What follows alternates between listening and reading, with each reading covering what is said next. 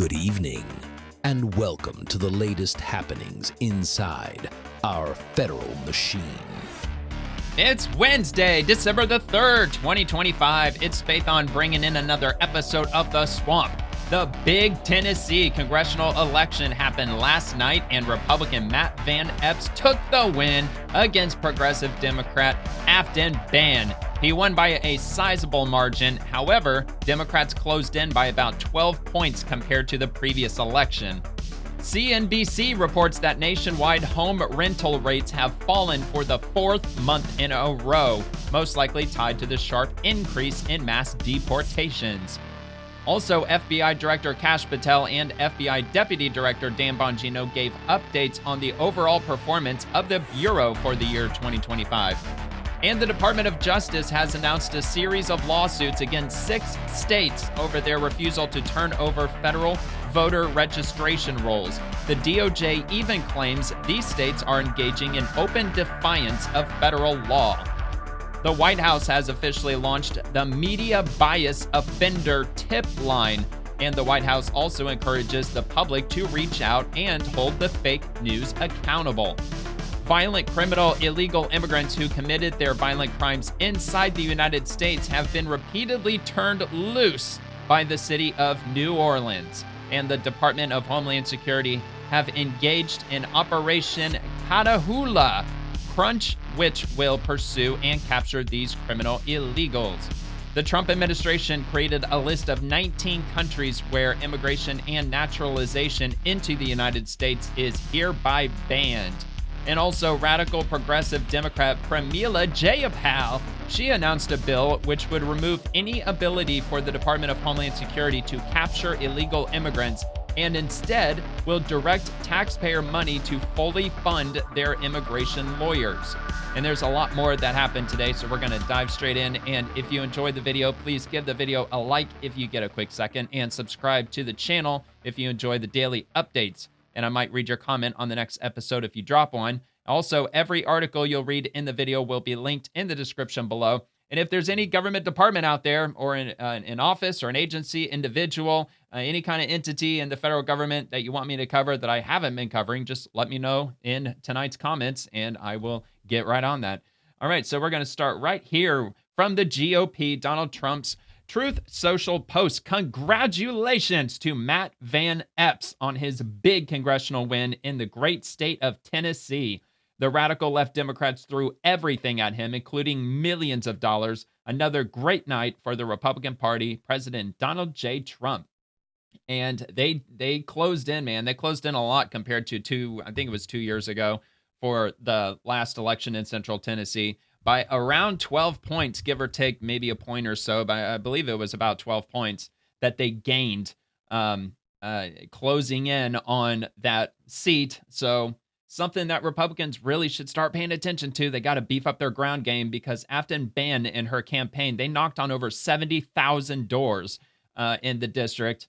And I'm not sure how many Republicans did as far as the number of doors, but it probably wasn't anywhere close to 70,000. But maybe I'm completely wrong. Maybe it's all changed. Maybe we've made carbon copies of Scott Presler times 1,000, and they are all over the country right now just beefing up those door-knocking numbers. One can only hope. And this comes also from the GOP. Last night, voters stopped Aftyn Behn and once again rejected the Democrats' radical platform. Quote, she way underperformed last night, and it's because their message is so far off. They're just bowing to the far left woke side of their party, RNC co-chair, which Casey Crosby, the co-chair for the Kentucky RNC. And so Matt Van Epps, he won by about 9 percentage points. At least that's what I read first thing this morning. I'm assuming they had counted all the votes by now. So that's the number I'm sticking with, because that's the number that I read earlier today. So this is a video clip. RNC co-chair Casey Crosby talking about the victory in Tennessee. Democrats are out of touch with their voters, way out of touch. Although, again, I know I've already said it twice, they closed in quite a lot compared to the last election in Central Tennessee. So anyway, let's give this a play. I mean, she doesn't like the bachelorettes that come in town and do the pedal bikes around and have a lot of fun. And, you know, being from the South myself, my home state of Kentucky, we border a lot of this district. And, you know, she was just completely out of touch. I mean, saying that men can have babies, I mean, she's just completely out of touch with Middle Tennessee. And, you know, I think that's what we saw last night. And I've seen a lot of the spin that the Democrats have been trying to put on it today. But, you know, if you look at the 2025 special elections, I mean, Democrats in 2025 overperformed by 18 points. She way underperformed last night, and it's because their message is so far off.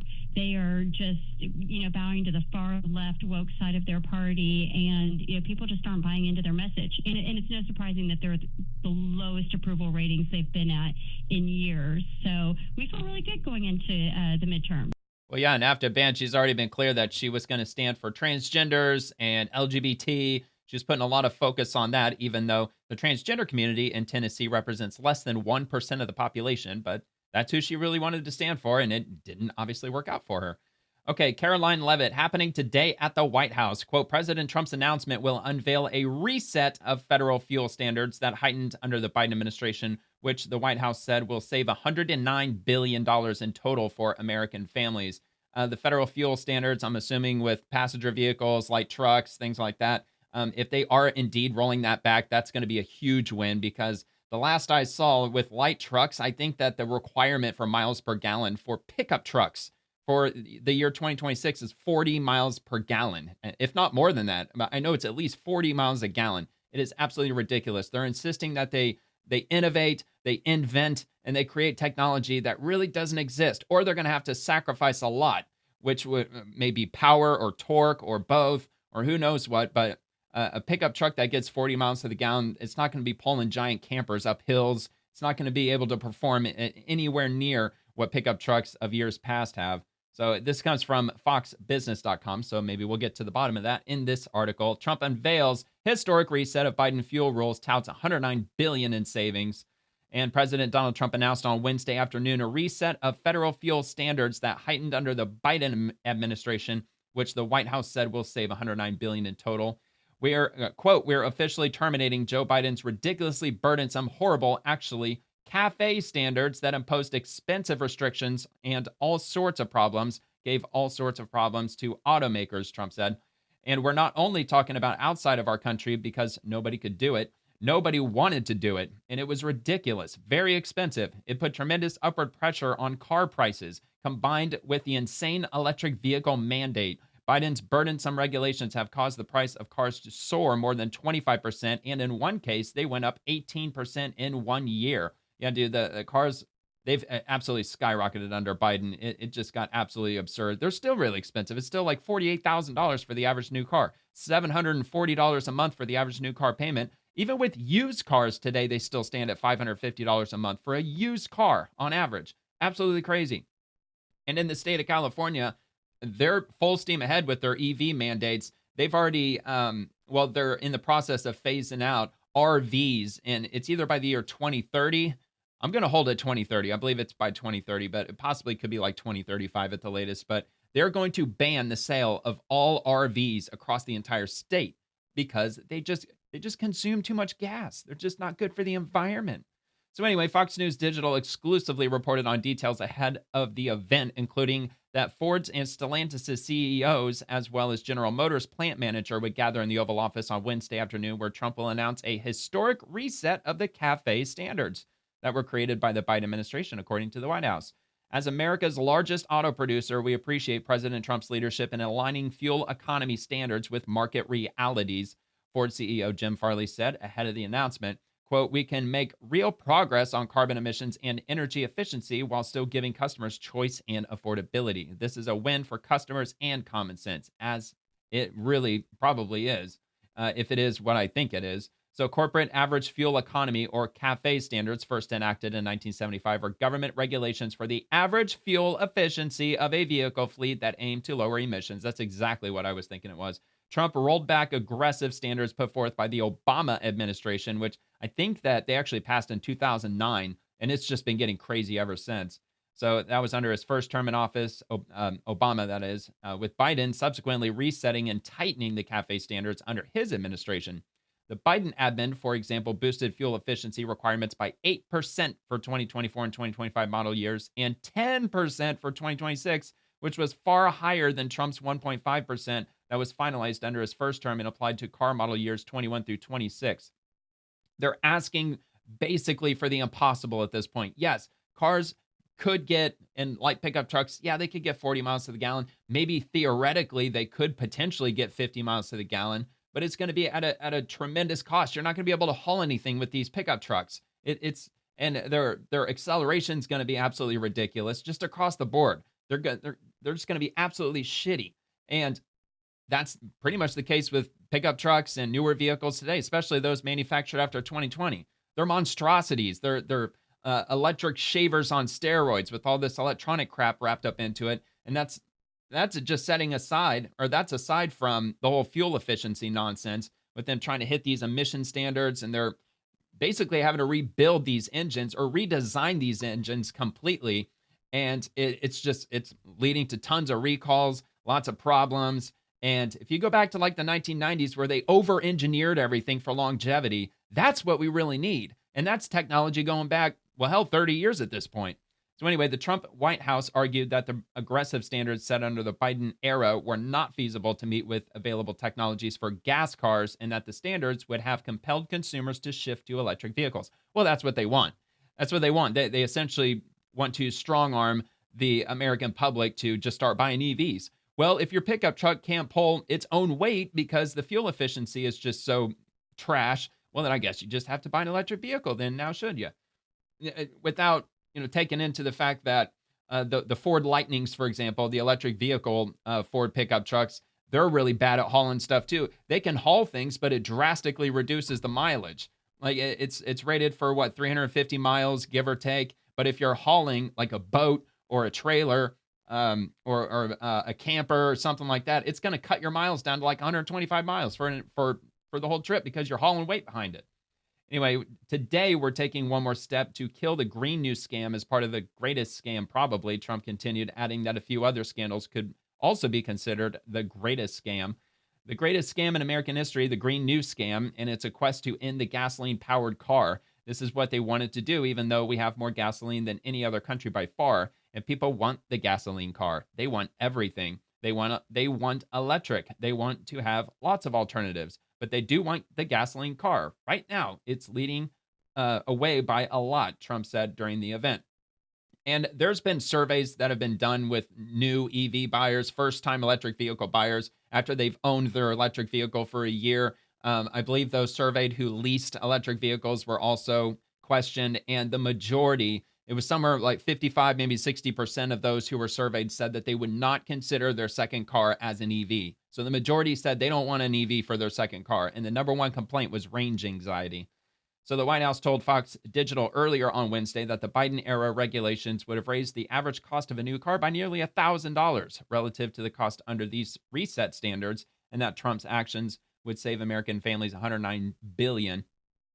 Stellantis CEO Antonio Filosa added in comment ahead of the announcement that the company looks forward to continuing working with the administration to, quote, allow us to offer our customers the freedom to choose the vehicles they want at prices they can afford. Well, Stellantis has a long way to go because they're charging, like for the top trim models of Jeep Wranglers. Are they hitting 100,000 now? They're damn close. It's like $85,000 for a Jeep Wrangler, for a Jeep. And the Wagoneer, man, don't even get me started on the Wagoneers, man. Those things were hitting like $120,000, $130,000 for a fucking Jeep. It's absolutely insane, Stellantis. Out of your damn minds. So Stellantis appreciates the Trump administration's actions to realign the corporate average fuel economy standards with the real-world market conditions as part of its wider vision for a growing U.S. automotive industry. We look forward to working further with NHTSA on environmentally responsible policies that also allow us to offer our customers the freedom to choose the vehicles they want at prices they can afford, Filosa said. And again, he was with Stellantis. So GM supports the goals of NHTSA's proposed CAFE rule and its intention to better align fuel economy standards with market realities, GM said in a comment to Fox ahead of the event. We have long advocated for one national standard that upholds customer choice and provides the auto industry long-term stability. As we review the proposal, we remain committed to offering the best and broadest portfolio of electric and gas-powered vehicles on the market. Well, and another comment on EVs, another big complaint is just the lack of the infrastructure. If you're taking a cross-country trip, there were people that they had to get to the point where they had to stop by their cars' dealerships in other states. Like if they're going across country, they just didn't have the chargers. Like if you're driving a Hyundai, for example, they're not compatible with Tesla chargers. So they have to really start thinking outside the box with regard to charging their car. And a lot of the time, they have to sit and wait 45 minutes or so. And I've also heard with electric vehicles, if you take a cross-country trip, by the time your range is getting low, your batteries, it's hot. It's heated up a significant amount, which cuts it creates a longer wait time for your car to recharge because of the battery temperature. If the temperature is up too hot, it's not going to charge nearly as fast. So anyway, Trump has taken a series of actions since his return to the Oval Office that specifically target vehicles and environmental regulations that he has argued are intended to force electric vehicles on the general public while driving up costs. In June, Trump signed a joint resolution that effectively ended California's electric vehicle mandate. The joint resolution ended California's plan to end the sale of gasoline-only vehicles by 2035, including one ending a waiver issued by the Biden-era EPA that mandated at least 80% of vehicles be electric in California by 2035, as well as ended the Biden-era EPA's approval of a plan to increase the number of zero-emission heavy-duty trucks in California. I think what California is going to end up doing, they're just going to keep ratcheting up their gas tax until it's effectively like $25 for a gallon of gas. And it's going to force everybody to just drive EV because they won't have any other choice. And when everybody switches over to EV, guess what's going to happen to everybody's electric bills? They're going to skyrocket. They're going to go up 500%, 800%, probably 1,000%. All right, under Trump's One Big Beautiful Bill Act, which was a massive piece of legislation, Trump signed into law in July that advances his agenda on taxes, immigration, energy, defense, and the national debt. Civil penalties for violating CAFE standards were dropped to zero, which protected the car industry from significant fines. Quick comment on the national debt. The One Big Beautiful Bill Act didn't really lower the national debt at all. I think, if anything, it actually increased it a little more because to cut all those taxes without reducing the budget of the government or the size of the government, it had to eat into the national deficit. So that sucks, but, at least we're getting lower taxes, though. All right, so let's see. Was that all I got? Here we go. Under Trump's One Big Beautiful Bill Act, massive piece. Okay, yeah, so we already got that. So, okay, yeah, end of the article. No sense of reading it twice. Okay, we'll head on to the White House. President Trump's 9 cabinet meetings in under just 1 year. With Biden, he had 9 cabinet meetings in 4 years. I don't think that surprises anyone. And I'm sure none of them were televised. Like Trump has been allowing the press to come in and not only observe, but to put it on the air for the whole country to watch. And I'm betting that Biden probably didn't do that. But maybe I'm wrong. What a difference leadership makes. And I covered that extensively in last night's episode, almost an hour's worth of showing the highlights from the cabinet meeting. A lot of people, man, a lot of cabinet members. They had a lot to say last night, or well, technically yesterday. That's when it was held. So, all right, Rapid Response 47. CNBC reports the national median rent just fell for the 4th straight month. More progress, more to be done. And by the way, I cite and I add Rapid Response 47 all the time. It's an extremely active channel. It's actually an official government account with the White House. So let me show you real quick. So this is obviously the White House, and it has the White House badge. So if you've been watching my show for any amount of time, and if you notice that I cite Rapid Response 47 pretty often, that would be the reason, because not only is it a government account, but it's also it's exactly what it says it is. It rapidly responds to anything that's happening, out in the government or out in the mainstream media. If there's any accusations or any false stories or anything, Rapid Response, they'll often debunk it or they'll report on it accordingly. So anyway, let's get back to this. So apartment rents down for the 4th month in a row. That is excellent news. So the national median rent for apartments fell just 1%, but hey, it's better than going up 1% in November from October, and now stands at $1,367 according to Apartment List. See, I read over the summer that it was like, on average, it was like $2,000 nationwide. So I don't know, man. If it's $1,367, that's still kind of crazy, though. I mean, if you're including studios, 1-bedroom apartments, 2 and 3 bedrooms. So the national multifamily vacancy rate was at 7.2% in November, which is a record high. If it's a record high, dude, then these rents should be plunging. So the historic surge in multifamily construction over the past few years is now pulling back, but a good supply of new units is still coming online at a time of much weaker demand. Good, man. Good, good, good. An oversupply and a very small amount of demand is nothing but good news for anyone out there who is renting, which I can only assume that the vast majority of Gen Z, they're probably renters because housing's way too damn expensive. And I'm sure also the majority of millennials, they're probably renting too. So this is all good news. So a version of this article first appeared in CNBC Property Play newsletter. Okay, so anyway, a slew of new supply is still making its way through the multifamily housing market. That, coupled with weakening demand, especially from the youngest workers, is pushing vacancies up and rents down. The national median rent for apartments fell 1% November from October, which we already got that. It was the fourth consecutive month-over-month decline. Apartment rents are down 1.1% from November of 2024 and have fallen 5.2% from their 2022 peak. So that's really good news. Let's hope it keeps going. Quote, earlier this year, it appeared that annual growth was on track to flip positive for the first time since mid-2023. However, that rebound stalled out in reverse course during a particularly slow summer, according to apartment list researchers. And post-COVID, isn't this the first time in history where it's cheaper to rent than to get a mortgage?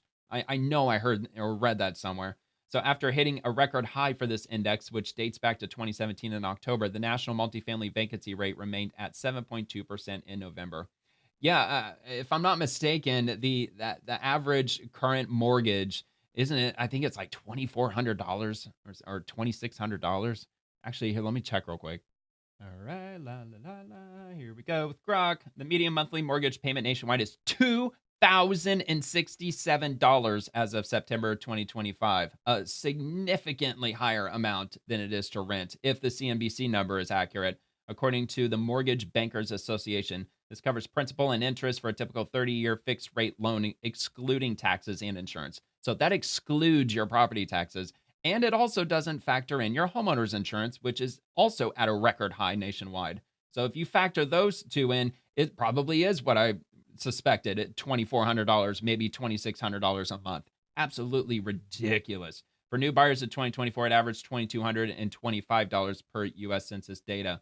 So yeah, that's basically double the amount that it would be to rent a place. So it's no wonder that people are opting to rent, which really surprises me that the demand of rent, despite all of the mass the mass deportations happening right now, that rents aren't still tracking upward because year after year the Gen Z, and I think now Gen Alpha isn't Gen Alpha now graduating out of high school and they're entering adulthood. They're not going to be buying a house as soon as they get out into the workforce. They're going to be renting. So combined with that, it just really surprises me that people are like anybody's buying a house right now. I mean, I just think it's insane.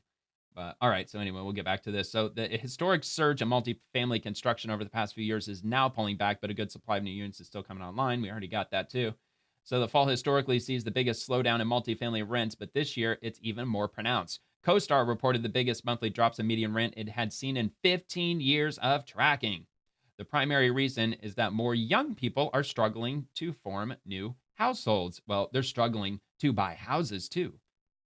Okay, so quote, that 18 to 34-year-old group, I think it's up to 32.5% of those who are now living with family, and that's the highest it's been in a while. That's also another fair point, that a lot of people are either moving back in with their family or they're just opting to just stay at home with their family and just stack money, just save, save, save.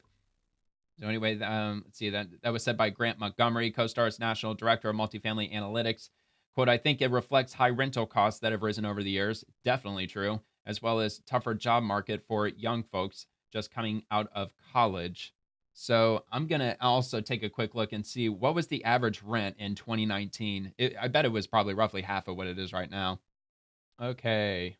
And so average rent cost today nationwide, average rent nationwide is $1,367, which we got from CNBC. But it doesn't cite CNBC. It says Apartment List National Rent Report, November 2025 median. So just show me a 10-year list. So year after year, 2016, $1,216. See, this is a lot higher than I thought it was. 2017, $1,276. Well, you know what? In Florida, it wasn't anywhere near this. In Florida, like back in 2016, was probably like $800, maybe $700 on average. So nationwide, I guess if you include all the major cities and everything, maybe this is It probably is accurate. So 1335, 2018, and it goes on and on. Drops to 1188 in 2020. Then it goes up 1265, 13, 14, 15. But then 2025, it says 1650. That's not 13. What was it? 1367? Yeah, 1367. That's not accurate. So I said you have 2025 at 1650 a month. You said earlier it was 1367. So it corrects itself by saying the $1,650 was a projected annual average for 2025 based on early year trends on iPropertyManagement.com, but rents declined sharply throughout the year with the November 2025 national median at 1367, citing CNBC.com. So I guess we'll go with the 1367. I mean, Grok is correcting itself and saying that it is actually 1367, and I suppose the 1650 was it. Well, it did say it's a projected annual average for the year, but that was an earlier estimate, and they corrected it with 1367. So if it dropped that sharply, that's like 10, maybe 11%. That's a pretty significant drop within the span of a single year. So let's hope they keep going down, man. I really hope they do. Just for the sake, especially of younger Americans who are just getting out into the workforce, they could really use a break because everything is so damn expensive today. Okay, so where were we? The 18 to 34 group, 32. Okay, yeah, so we already got that. Let's see. That is where a lot of demand traditionally comes from. The core renter demand from that sort of younger base, he said. So the weakness is showing up in stocks of the major public apartment REITs. Names like Avalon Bay, Equity Residential, and Camden Property Trust are all down year to date. Some markets are seeing rents drop faster than others due to local economic factors. Las Vegas, for example, is experiencing slower tourism, which in turn hits jobs there. Well, and I actually just recently saw a video on the Sphere in Las Vegas and how the attendance is way down. Apparently, they lost like $500 million worth of revenue this year against their operating costs and the overall cost to build it, which was like $2.5 billion. It only seats like 17,000 people, and they're losing tons of money on that. And the Strip overall is losing a lot. But yet, not only the Trump administration and the federal government as a whole, but you got a lot of pundits out there saying that the economy is doing well. Of course, the Democrats are saying the opposite. But in some aspects, it's doing really well. Wall Street's doing amazing. The whole story of the rich getting richer, poor getting poorer, but the middle class is still getting hammered, man. Debt is at an all-time high across the board for all consumer debt. Mortgages are insane. Car loans are insane. And I think that's a major reason why Las Vegas is taking a hit, because it's just too damn expensive. Plus, Las Vegas, like, 10, 15 years ago, you can go there and get a room on the Strip for probably half of what you can get for it now. It's just gotten too expensive, so people are just opting not to go anymore. Anyway, Boston has seen a decline in federal funding for biotech, as well as a drop in foreign students for its colleges and universities. Both are impacting its rental sector hard. In Austin, Texas, they're seeing the biggest hit to rents, thanks to still more construction of multifamily units. While rents are softening nationally and landlords are boosting concessions, renters are increasingly searching in more affordable markets. Now, I remember back in the day, if an apartment complex has a bunch of units available, they'll offer like 2 months for free if you sign a year's lease. You remember when they had all those advertisements everywhere? I haven't seen anything like that in years. So maybe we'll start to see that again. Anyway, Cincinnati was the market most searched for, followed by Atlanta and Kansas City, Missouri, according to a Yardi report that looked at where apartment hunters were active last summer, the traditionally busiest time for new leasing. St. Louis saw the biggest quarterly jump in tenant interest, and Washington, D.C. dropped from the top spot to number 4. So I've already jumped over to Grok enough, but I'd be curious to know, when is the lowest month of the year when it comes to new leasing? Because they say that the summertime is the most active time for people to sign a new lease, which that tells me if you're on month to month for any period of time, like, I know if you're a renter, if you've been a renter for a long time and you sign annual lease after lease, your lease is going to be up, at the same time of year for years and years, unless you find yourself in a month to month situation where you can move at the end of any month that you choose to move. So that could offset or at least change your lease, the time of year at which your lease expires. And I'd be curious to know which month of the year would be the slowest. Maybe it is. I would assume it might be January. Probably especially January, because just coming out of the Christmas season, it's cold as hell. Nobody wants to move in the middle of winter. But that would be a good time to look for deals. Maybe get a month free, or maybe get a lower rate, because there's just so much supply and not enough demand, possibly that time of year. I don't know, just a thought. So the Midwest in particular drew more attention than ever, signaling that many of its hidden gem markets are no longer a secret, according to the report, which found 11 of the top 30 cities for renter demand were in the Midwest. Plus, remote work really swung upward during COVID. I know it's back on the decline, but that energized a lot of younger Americans to start looking into smaller towns, especially looking to purchase a house in a smaller town where they're a lot cheaper. And I think that it was like the first time in 50 years, and I believe it was last year, it was the first time in 50 years where there was an increase in young Americans moving into small town America, because before then it had been year over year declining for like 5 decades. So anyway, the Midwest. Okay, so Yardi also revisited its expectations for 2026 supply, saying that while new supply will decline through 2027, a larger than expected under construction pipeline caused it to increase its previous quarterly estimates for 2025 and 2026 by 6.8% and 2.5% respectively. I don't think this oversupply is going to last very long. I think it's going to be short-lived. A lot of the reason for mass deportations probably leading the way with apartment availability. But they've been saying time and time again since the 2008 crash, house building has been in rapid decline, or it has been subpar when it comes to building out the number of houses annually that's needed to keep up with the demand. So when you've got high mortgage rates and then you've got houses at $400,000 on average across the country, I just think that the more young Americans that get out into the workforce, they're just going to have to opt for renting, because renting is, I mean, it's like damn near $1,000 cheaper just to rent as opposed to buying a house. So I think that they really shouldn't slow down the building out of rentals, because I just believe that if you build them, they will come. It might not be immediately, but yeah, if they slow that down, that could really backfire in the rental market, or not so much for those who are renting out the units, but those who are the renters. Anyway, construction continues to slow into next year. The overall market should stabilize somewhat, according to the apartment list report. Quote, that said, the supply boom still has a bit of runway remaining, and the demand outlook has begun to appear weaker amid a shaky labor market. Yeah, the labor market's a bit shaky, especially if you watch platforms like TikTok, probably YouTube Shorts, or even just YouTube videos. A lot of people do compilation videos right here on YouTube, where they compile a bunch of social media posts from people saying that the job market's horrible. I've been looking for a job for months and months. I've applied to 1,000 places. There's people that are using AI now to submit job applications, which is a really bad idea, because most of these companies these days, they're using AI to filter out the AI applications. So it's not really going to get you anywhere these days. AI versus AI, man. So leader John Thune, shifting gears. I'm incredibly proud of what we were able to accomplish for hardworking Americans with the Working Families Tax Cuts, which I believe is also another way of calling it the One Big Beautiful Bill. We not only avoided a massive tax hike on American families, but were able to further lessen Americans' tax burden. And the comments are real heavy. Filibuster, filibuster, filibuster, because he's the Senate Majority Leader, right? Or he's the leader, John Thune. Yeah, Senate Majority Leader. So everybody's just screaming, nuke the filibuster, just all over the place. I mean, it's just like post after post after post. People are pretty pissed off at him because he's not entertaining the idea that perhaps they should nuke the filibuster. 2,200 comments, 957 likes. Not something that you see too often with Republicans these days to get ratioed, but man, he got ratioed. That's for damn sure, like well over 2-1. So let's give this a watch. Mr. President, we are 4 weeks away from the new year and from the date that the 2017 tax relief for Americans was set to expire.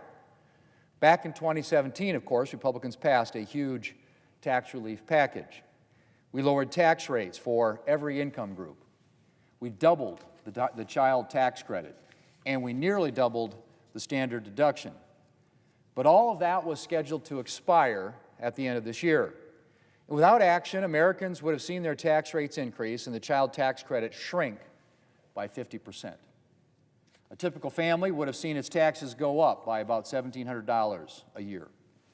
In my state of South Dakota, a typical family would have seen a $2,500 tax increase. Yeah, imagine Democrats stayed in Republicans charge. were determined not to let that happen. Would have gone up and up And so a priority up for 2025 became extending the 2017 tax relief, but not just extending it, making it permanent. Well, We nuke the didn't want filibuster then, hardworking Dick. Americans to have to worry every few years that their tax bills are suddenly going to soar. And so in July, we passed the Working Families Tax Cut to make permanent the 2017 tax relief.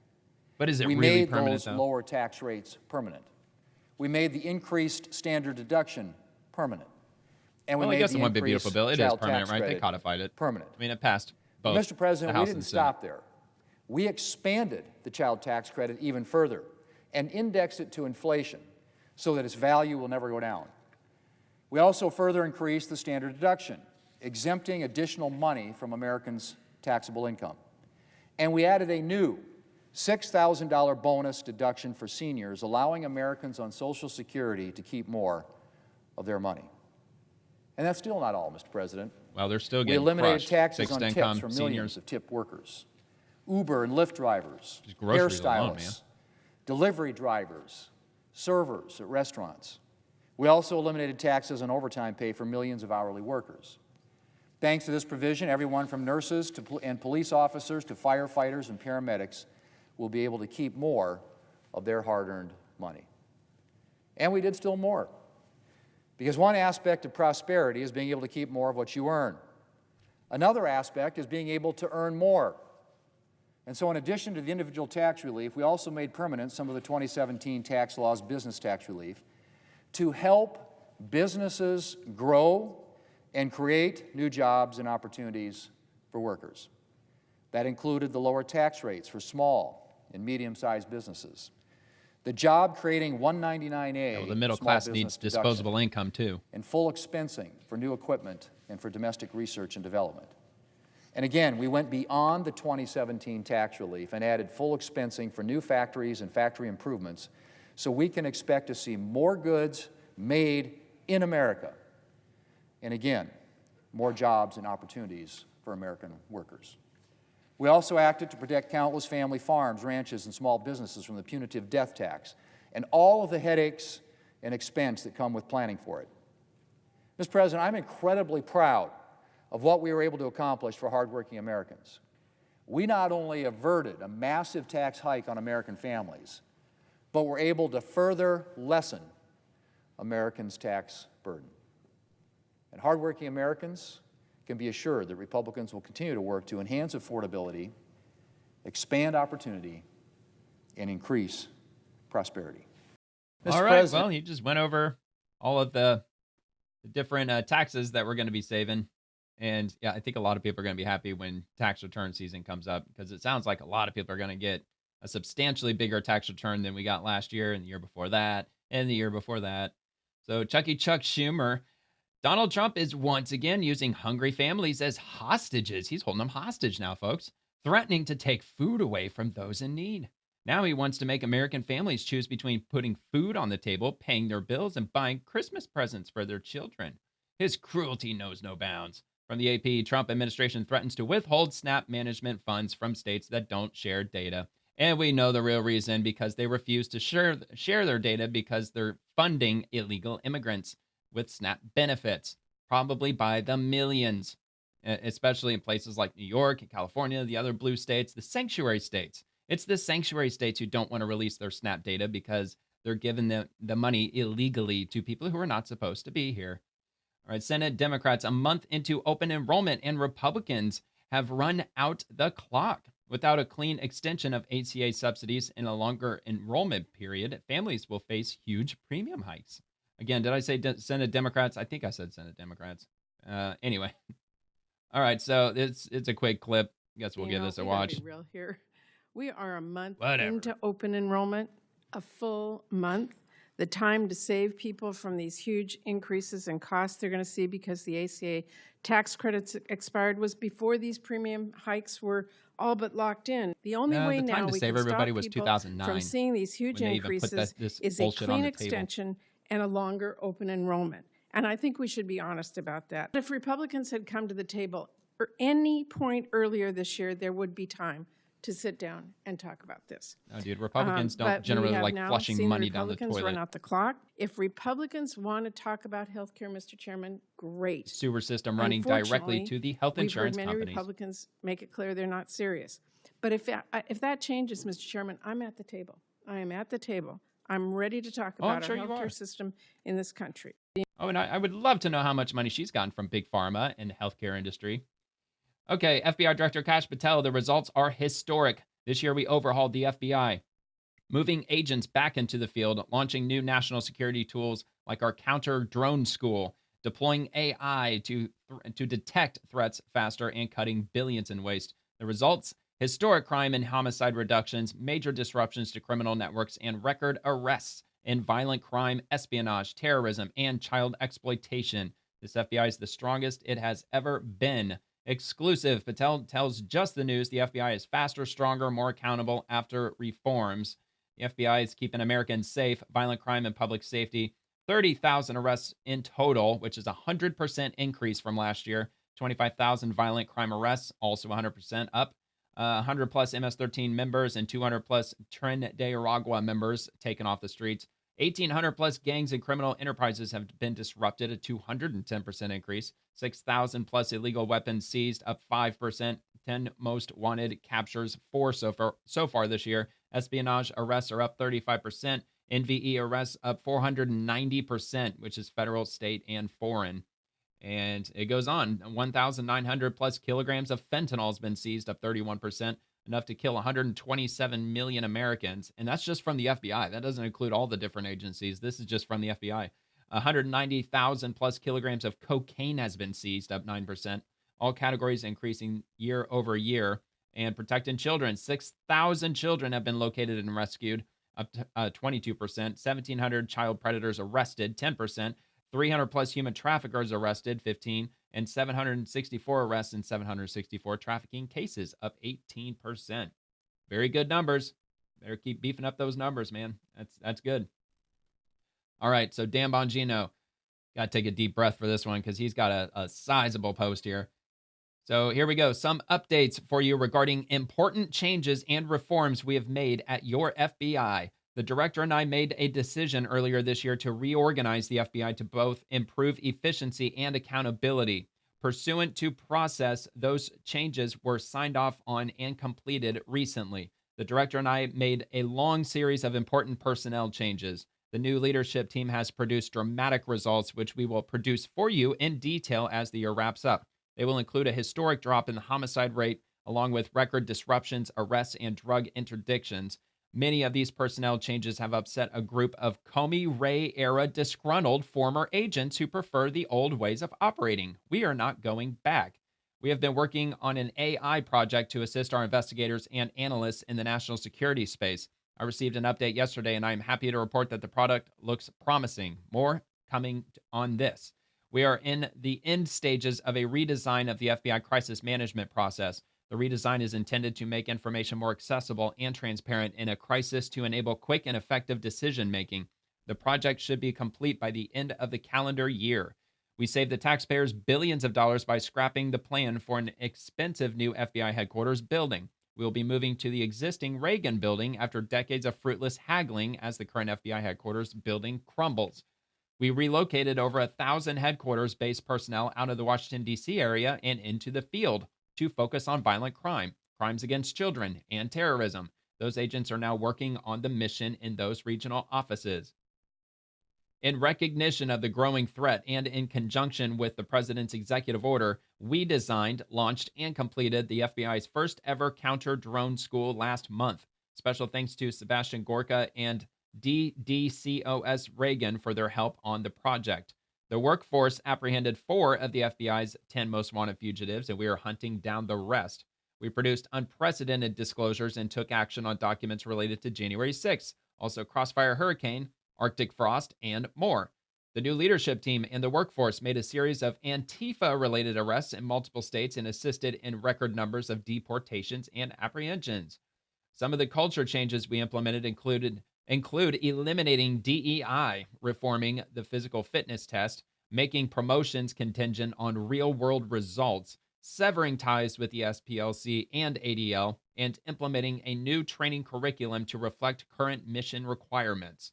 We dedicated significant personnel and financial assets to streamlining FOIA reform to ensure responsiveness, and that is the Freedom of Information Act. And also, we shut down multiple open-air drug markets nationwide and, in conjunction with the White House, had 12 fentanyl precursors from China listed. We created CIO and CTO positions to work with the CFO to find efficiencies and implement new technologies to assist in our mission. We conduct bi-weekly meetings, and we have found and eliminated tens of millions of dollars in duplicative contracts, unnecessary real estate, and outdated technology. These are real savings to the taxpayer, and each budget dollar allocated is intensely scrutinized for value. We vastly expanded the overseas biometrics program to stop bad actors before they board a plane or vessel to the U.S. This gives us the ability to expand the border outwards and prevent the problems from coming here. We are in the end stages of a reform project on our intelligence analysis positions to make them more responsive to current mission needs. We have been working with the field on this, and we're happy with the progress.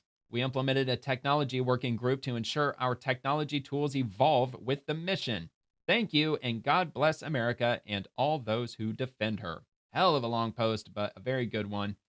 And didn't plan on getting into the comments, but this caught my eye. You should have fired the entire top tier of management, and you didn't. Uh-oh. They lied to the FISA court. They covered for Hillary. They hid Hunter's laptop. They targeted Trump's friends. They raided Trump's home. They interfered in our elections and then put people in prison for questioning it. That's a fair point, though, isn't it? I think it's a fair point. No, I'm not extremely knowledgeable about that, but they might be onto something there. So, okay, from AAG Harmeet Dillon. So, at the Civil Rights, the Justice Department, serving under AG Pam Bondi, the DOJ privacy policy, so on and so forth. This comes on the heels of lawsuits we already filed against other states for the same violations. Thanks, Fox News and other outlets, for covering this work. At AG Pam Bondi. And let's see what this article is all about here. So the DOJ, they're suing 6 states for refusing to turn over voter registration rolls, and they warn open defiance of federal law. And the Justice Department filed lawsuits Tuesday against 6 blue states, Delaware, Maryland, New Mexico, Rhode Island, Vermont, and Washington, accusing them of violating federal law by refusing to provide statewide voter registration rolls upon request. The complaints filed by the DOJ's Civil Rights Division argue the states failed to meet their legal obligations under the National Voter Registration Act, the Help America Vote Act, and the Civil Rights Act of 1960. 3 federal statutes that require states to maintain accurate voter rolls and make those records available for inspection. AG Pam Bondi said state refusals to disclose the lists undermine the transparency and accountability those laws were designed to guarantee. Quote, accurate voter rolls are the cornerstone of fair and free elections, and too many states have fallen into a pattern of non-compliance with basic voter roll maintenance, Bondi said in a statement announcing the lawsuits. She goes on to say the Department of Justice will continue filing proactive election integrity litigation until states comply with basic election safeguards. According to the DOJ, the agency formally requested each state's current statewide voter registration roll and did not receive the required records. In each lawsuit, the department argues that Congress gave the Attorney General clear authority to demand the production, inspection, and analysis of voter registration data to ensure compliance with federal law. Assistant Attorney General for Civil Rights Harmeet Dillon, who leads the Civil Rights Division, said the department is escalating enforcement efforts ahead of the 2026 election cycle. Good. Okay, so we already read that post. Quote, our federal elections laws ensure every American citizen may vote freely and fairly, Dillon said. States that continue to defy federal voting laws interfere with our mission of ensuring that Americans have accurate voter lists as they go to the polls, that every vote counts equally, and that all voters have confidence in election results. At this Department of Justice, we will not stand for this open defiance of federal civil rights laws. And the DOJ says the lawsuits are part of a broader effort to enforce voter registration transparency requirements that Congress put in place to ensure public confidence in election administration. NVRA requires states to maintain accurate voter lists and produce them upon request. HAVA mandates states modernize and safeguard voter registration systems, and the Civil Rights Act of 1960 authorizes the government to inspect and copy certain election records, including voter rolls. Fox News Digital reached out to election officials in all 6 states for comment, which I'm sure they didn't get anything. Federal officials have increasingly pressed states on voter roll compliance issues in recent years, arguing that transparency around registration lists is essential to maintaining accurate records, preventing administrative errors, and ensuring voters have confidence in election outcomes. The DOJ says the 6 states named in these new lawsuits have repeatedly failed to meet the department's requests. The cases now will move forward in federal court, where judges could order the states to turn over the voter lists, impose compliance deadlines, or issue injunctions requiring adherence to federal law. Well, they better get on it. Let's see. Election law disputes over voter roll access and maintenance have escalated nationwide as states prepare for the 2026 midterms, and the DOJ's latest actions show an aggressive legal posture towards states that fail to meet federal disclosure rules. The department says it will continue filing proactive election integrity litigation until states comply, and has left open the possibility of additional lawsuits. So hopefully they will get those results fairly quickly. I know the court system moves slow, but maybe the DOJ would be able to expedite it. We got to get those results. We got to see how much fraud is really going on in these 6 states. Look, New Mexico, that's one of those states where they've got a sizable percentage of Republican voters, but they have zero representation in Congress because every single district in New Mexico all represented by Democrats.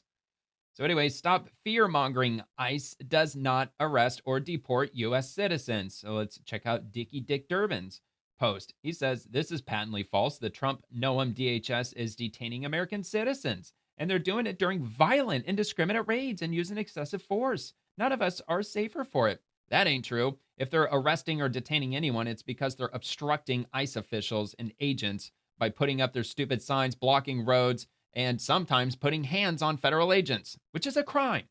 So Kristi Noem has to lie to justify her extreme anti-immigrant agenda. She told reporters that there's no American citizens that have been arrested or detained, not with regard to immigration, not with regard to deportation. Does she really have to be that specific? Yeah, they're getting arrested if they're obstructing federal officers, federal agents. That's what happens. And if you get arrested and charged for obstruction, you could face 8 years in federal prison. So Homeland Security. So they went on to say, if a U.S. citizen is arrested, it is because they have obstructed or assaulted law enforcement. There you go. What makes someone a target for immigration enforcement is if they are illegally in the U.S., not their skin color, race, or ethnicity. Secretary Noem has been clear. Rioters will not stop us or slow us down. Of course, Democrats know what they're doing. It's not the right who riots. It's the left. It's always has been for many, many years. Probably always has been, really. Okay, so Homeland Security. We got one more from them. You're playing word games to keep an illegal alien murderer in America. Oh, here we go again from Governor Newsom's press office. This is a complete lie. So let's go to the source. So originally, the post is America. California Governor Gavin Newsom refuses to honor the ICE detainer for an illegal alien who killed an 11-year-old boy. The alien was previously removed 4 times before he illegally re-entered the U.S. and killed 11-year-old Aiden Antonio Torres de Paz, who was pronounced dead on Thanksgiving morning. So we're going to give this a watch. It happened last week in California. Holy shit, man. I am so sorry. Good grief, Fox News, man. Blowing out some outside eardrums. of San Diego. DHS saying the suspect is from Mexico and has been deported out of the U.S. 4 times. Back in Los Angeles, Jonathan Hunt picks up the story from there. Jonathan, hello to you. Good morning, Bill. The tragic bottom line here is that on Thanksgiving morning last week, a mom had to say goodbye to her 11-year-old son, who died in the hospital hours after being hit as he played in the street. Aiden Antonio Torres de Paz was chasing a soccer ball with another friend when he was struck by a car that officials say was being driven by Hector Balderas Agilor, who did not stop and simply drove away from the scene. It's unclear at this point whether Balderas was speeding at the time. He was eventually arrested on November 29 2009 and is now charged with felony hit and run causing death or injury. Department of Homeland Security officials say 44-year-old Balderas is an illegal immigrant from Mexico who had previously been deported on 4 separate occasions, 3 times in 2004 and again in 2010 when that mugshot you see was taken. And DHS says they filed an immigration detainer because, quote, sanctuary laws threaten to put this killer back onto California streets. Yeah, I'm sure they will. Immigration detainers are requests from DHS for local authorities to notify ICE if and when a person is going to be released from local custody. Law enforcement agencies in California have in the past rejected such requests. And in response... Well, and you know what? Just to pause this briefly, if they were to nuke the filibuster, they could put through a law that would require, no matter what, would require with, I'm not sure what the penalty would be, states to comply with ICE. They would have to be forced to keep them in jail, because if they remain in jail and ICE picks them up, then there's no problem. There's no police chase. There's no gunfire, no shootouts. None of this drama that plays out on the street. And that's exactly why Democrats are releasing them, because they want that drama. To the DHS, California Governor Gavin Newsom's office issued that statement, reading in part, quote, the federal government admits a failure to apprehend the suspect when he unlawfully entered the U.S., but California law does not prevent them from acting now. The San Diego County Sheriff's Office is currently holding Balderas Ahilor in custody on $100,000 bond. He's due in court later today, Bill, to be arraigned. Good freaking grief, dude. All right, so let's go back to Gavin Newsom's press office. This is a complete lie. As we have repeatedly said, the state coordinates with ICE on the deportation of convicted criminals. Oh, bullshit. California honors federal criminal warrants. Nothing prohibits the federal government from doing its job in this case. All right, so anyway, Homeland Security responds to Governor Newsom's press office and says, you're playing word games to keep an illegal alien murderer in America. California rejected the ICE detainer for an illegal alien charged with killing an 11-year-old boy. Gavin Newsom says he'll only cooperate with ICE if the criminal illegal alien is convicted, meaning California will let him roam free even though he's been arrested for felony hit and run. Hector Balderas Ahilor has been previously deported 4 times and committed a felony when he was illegally entered for a 5th time. This violent criminal must be deported ASAP. And here's an image, rejected 11/30 of 2025. The immigration detainer notice of action. So they even shared the rejection, I'm assuming from California. No qualifying criminal history. However, current charge would qualify upon conviction with the new 1247 from ICE. And they've got that message stamped. So they're stamping all kinds of freaking documents with that.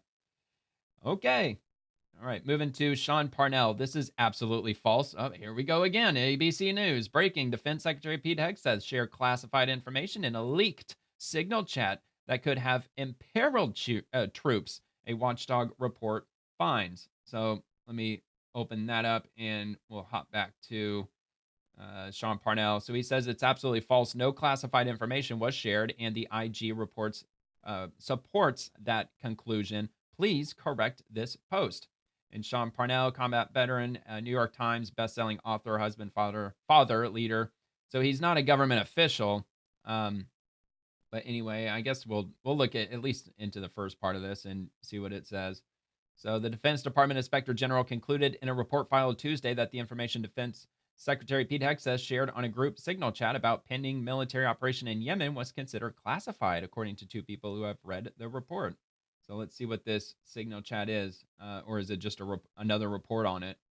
Yeah, given a final copy of the completed Defense Department Inspector General report, examined as sharing sensitive military information on a Signal group back in March, according to 2 people familiar. Okay, all right. It basically sounds like the same thing. The report outlines the findings of a more than 8-month investigation into Hegseth's use of Signal, an encrypted but unclassified messaging app, to share details of the planned U.S. strikes in March before they had begun. It found that the information Hegseth shared had been marked secret and could have imperiled American troops had it been intercepted by a foreign adversary, the 2 people who have read the report said. The evaluation by the Defense Department Inspector General also concluded that Hegseth violated military regulations by using his personal phone for official business, according to those people. Hegseth, who declined an interview with investigators but provided them a brief written statement, has maintained that he shared no classified information on the group chat. Hegseth said in his statement to investigators that he provided only information that he thought would not imperil either the mission or the troops conducting it. So where's the statement? I mean, I'm not seeing like long-winded quotes. I mean, did they? I'm assuming they probably didn't put the full statement in here, but you think they would have. But NBC News, the investigators for the Inspector General noted that they did not agree with that assessment, according to the people familiar with the report's findings. The report also said that Hegseth, as the Secretary of Defense, is the original classification authority and, in fact, does have the authority to declassify intelligence based on his judgment. But the Inspector General did not address whether Hegseth took the proper steps to declassify the information shared in the chat, the two people said. Well, I mean, if he has the authority to declassify intelligence, can he just say, like, wave his, magic wand? All right, it's declassified. Anyway, in a post on X Wednesday night, Hegseth wrote, "No classified information, total exoneration, case closed." So I guess we'll take a look at that post, because I don't think that I came across that the other day. No classified information, total exoneration, case closed. Houthis bombed into submission. Thank you for your attention to this IG report. And wow, so this was just happened. So it's not even 3 hours ago. So this Inspector General review is a total exoneration of Secretary Hegseth and proves what we knew all along. No classified information was shared. This matter is resolved and the case is closed. And Sean Parnell, a government official, he is the assistant to the Secretary of War for Public Affairs, chief Pentagon spokesman, and senior advisor to the Secretary of War. So that article, it'll be linked in the description below. There's a little bit of it left, but that'll be down below for your reading pleasure if you want to read more into that. So Sean Parnell, again, says that's absolutely false. And we'll move on to this one where he also corrects the New York Times. And he says there is zero evidence that supports this conclusion. None. And the New York Times says a Pentagon investigator's report is said to conclude that Pete Hegseth's use of signal to discuss Yemen strikes risked endangering U.S. troops. So, of course, mainstream media, they're doing what the mainstream media does. They copy-paste each other all the time. So it sounds like that's essentially what's happening. And Sean Parnell goes on to say, but there's a ton of proof to the contrary, not the least of which is the flawless execution and success of Operation Rough Rider. The report specifically says that no classified information was shared. Case closed. All right, we'll move on to FBI Director Kash Patel. Fake news can spread false stories from anonymous sources about me and a jacket all they want. Yeah, apparently, I can't remember which, well, we'll get into it. But right before he went on scene, I can't remember. There's so many things that have happened this year that's required the FBI's involvement. But according to the mainstream media, they said that he refused to go on scene unless he had a special FBI jacket. So anyway, when they come for you, it only means you're hitting the target. Pound sand. Mission and results are the only things that matter, and the FBI team is crushing it. You mentioned the thing about the patches and the gossipy stuff, which I know you laughed it off on Twitter, but on X. But they're saying, oh, he refused to get off the plane in Utah after Charlie Kirk's assassination because he wanted a better-fitting FBI raid jacket. Is that true? And does fashion really make the man? Well, Kash? It wasn't exactly cold that day. It's 100% false. As you know, look, Laura, sadly, I was at 9/11 at Ground Zero in New York City on 9/11 because I was a White House representative honoring those victims and their names being read. You were very familiar with that. Then we made the immediate decision after Charlie got shot in the neck to fly to Utah unexpectedly to lead the manhunt to find the perpetrator in less than 33 hours because the FBI cut video, put it out in a press conference, and these people are worried about what I was wearing and what patches I was wearing. I was honoring my men and women at the FBI. One of my agents handed me a jacket and said, hey, boss, you should probably wear this. We're going into the command center. I said I'd be honored to wear that. And then another one handed me the SWAT team badge of the unit that was protecting the area where Charlie was assassinated. I wore that with pride. These people can talk about my appearances all they want, but look at the results. The FBI, this FBI, my FBI, the one that Dan and I are building here under President Trump, is succeeding in ways that no FBI has ever done so before. So the institutionalists and the anonymous reporters from the swamp DC bureaucracy are the ones we are crushing. And that's how I know we're winning. And if Eric Swalwell wants to come online and talk about what jacket size I wear, I'm happy to send him a women's medium so him and Fang Fang can go out again. Well, you know what? Essentially, the Democrats and the people spreading the fake news media, they're getting exactly what they want. They want him tied up talking about this and not talking about what the FBI is actually getting done. So essentially, they got what they wanted because Kash Patel is wasting his time talking about this nonsense. Okay, Caroline Levitt, White House launches media bias offender tip line and calls on Americans to hold the fake news accountable. Again, on Fox, they keep linking Fox today. Well, is there anything? Okay, is it just a video? Okay, yeah, it looks like it's just a video, but that's all right. Less reading. Give this a play. The White Here we House go. today launched a new fake news portal, which I found interesting. What is your objective with that, ultimately? And are you going to name the news networks? And are you also going to name some of the correspondents? Oh, they some should. Which may be here today. Yes, we are. I'm glad you noticed. Much to the dismay of some of your colleagues in the room, John. And I think it goes to our original promise on day one to hold the media accountable, because unfortunately, and we deal with this all day, every day around here, there are so many fake stories that are unfortunately written that have inaccurate characterizations of meetings that took place, and it's all based on anonymous sourcing.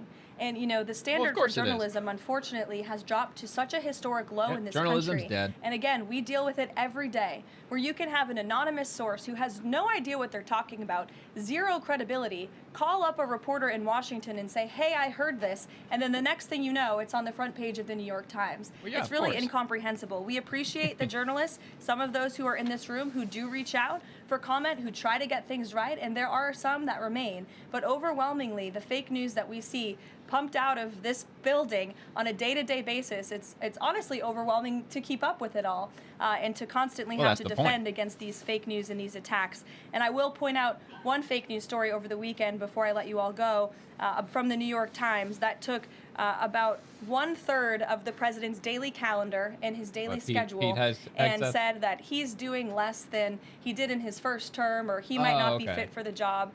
That is unequivocally false, and it's deeply unfortunate that this story was written by the same outlet and the same reporter who wrote this. Yeah, he's working 12 hours a day in the Oval Biden Office. is doing 100% fine after tripping while boarding Air Force One.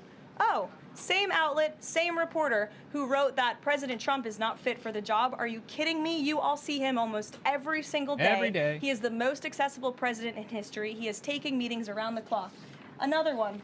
Biden declared, quote, healthy and vigorous after his first presidential physical. Of course. I don't see headlines like that too often about this president. Again, same reporter, same outlet who wrote falsely over the weekend that President Trump is not fit for the job. I can assure you he absolutely is. You all see that with your own eyes on a daily basis, and the president's physician has now given you all 3 detailed reports on the state of the president's health. So with that, I will leave you all, and we'll see you tomorrow. Check and mate. There you go. Check and mate, ladies and gentlemen. Yeah, so the White House came out and they released the amount of time on average that President Trump has been spending in the Oval Office, and it's been averaging about 12 hours per day. So yeah, he's kind of working hard. Okay, Rep. Pat Fallon, and to think that Democrats chose Waltz to be second in line to be president. Isn't that amazing? Isn't that wild? It's absolutely ridiculous. I 100% support GOP oversight's investigation. This is from the Oversight Committee. Chairman Rep. James Comer is demanding answers from Tim Waltz and AG Keith Ellison on reports of massive fraud in Minnesota's social services system. If they knew about it and did nothing, it's a massive scandal. We will get to the bottom of it. You can read the letters below. Here they are. Oh, man, there's a bunch. Okay, so there's like 6 pages. Oh, man, you got even more to read from houseoversight.gov. Oh, man, what should I do? Should I do the letters or should I do the House? Let's see, read more. I think I'll probably just go with the article, but I will first off repost this. And there's a direct link to my profile in the description below, and that'll be up near the top of my profile if you click on that within the next couple days or so. Or you could just go straight to Oversight Committee, GOP Oversight, and let me get the time, 2:17 p.m. today. I'm sure this account, they probably post pretty frequently, so it helps if you get the exact time that we can scroll straight to it. So anyway, those letters will be there for you, and we'll just open this up and see, because they might just summarize the letters here in the article. That's kind of why I'm choosing to go with this. So the House Committee on Oversight and Government Reform Committee Chairman James Comer today launched an investigation into widespread fraud in Minnesota's social services programs under Governor Tim Walz's watch. The state efforts to cover it up and retaliation against whistleblowers who sought to protect taxpayer dollars. That's illegal. In the letters to Minnesota Governor Tim Walz and Attorney General Keith Ellison, Chairman Comer seeks documents, communications, and records as part of the committee's investigation. It wouldn't surprise me if those boneheads try to destroy that evidence. Wouldn't surprise me at all. Quote, the Committee on Oversight and Government Reform is investigating reports of widespread fraud in Minnesota's social services programs. The committee has serious concerns about how you, as the governor, and the Democrat-controlled administration allowed millions of dollars to be stolen. Actually, I think it's $1 billion that was actually stolen. The committee also has concerns that you and your administration were fully aware of this fraud and chose not to act for fear of political retaliation. The committee therefore requests documents and communications showing what your administration knew about this fraud and whether you took action to limit or halt the investigation into this widespread fraud, wrote Chairman Comer to Governor Walz, which I'm assuming is in one of those pages of the letters that we skipped over. And they're requesting it. So do you really think that they're going to honor this? There's no way they're going to. They're going to have to be subpoenaed. So federal prosecutors in Minnesota have charged dozens of individuals with stealing more than $240 million from the federal child nutrition program through the Minnesota-based nonprofit Feed Our Future. Although they claim to have served thousands of meals to children during the COVID-19 pandemic, only a small fraction of those meals was provided. I believe it was only a couple thousand. Instead, the defendants allegedly used taxpayer funds to purchase luxury cars, homes, and real estate. Wow. In separate schemes, another group allegedly defrauded Minnesota's housing stabilization program of more than $104 million by falsely claiming to help people at risk of homelessness. A third group is accused of stealing $14 million by billing for autism treatment services that were never provided. Reports indicate that Minnesota officials saw early signs of fraud within Feeding Our Future, but failed to intervene. Additional reporting alleges that some fraudulently obtained funds distributed through the Minnesota Department of Human Services were sent overseas to support terrorist organizations, including Al-Shabaab and ISIS. Whistleblowers within DHS have alleged the agency has deleted data and withheld records to cover up the fraud. I am not surprised at all. In fact, I just called that a minute ago. So anyway, quote, this woeful oversight of remittances is concerning, especially given that since 2014, including under your leadership since 2019, oversight of remittance payments have been the purview of the state. You were caught on tape pledging to help Feeding Our Future fraudsters in a conversation that also included discussion of campaign donations from Somali community leaders to secure your donor base, and only days later, you and your son accepted contributions to your campaigns from the individuals in this meeting. Based on these reports, the committee is concerned that you were negligent in handling taxpayer dollars that were ultimately stolen and had systems in place that allowed the funds to be funneled to terrorist networks responsible for killing Americans. Whistleblowers have indicated that DHS employees are destroying evidence. The committee expects that you will take all steps to preserve evidence during this investigation, wrote Chairman Comer to Attorney General Ellison. Wow, man, that's sounded like some serious prison time if they can prove that they were destroying evidence.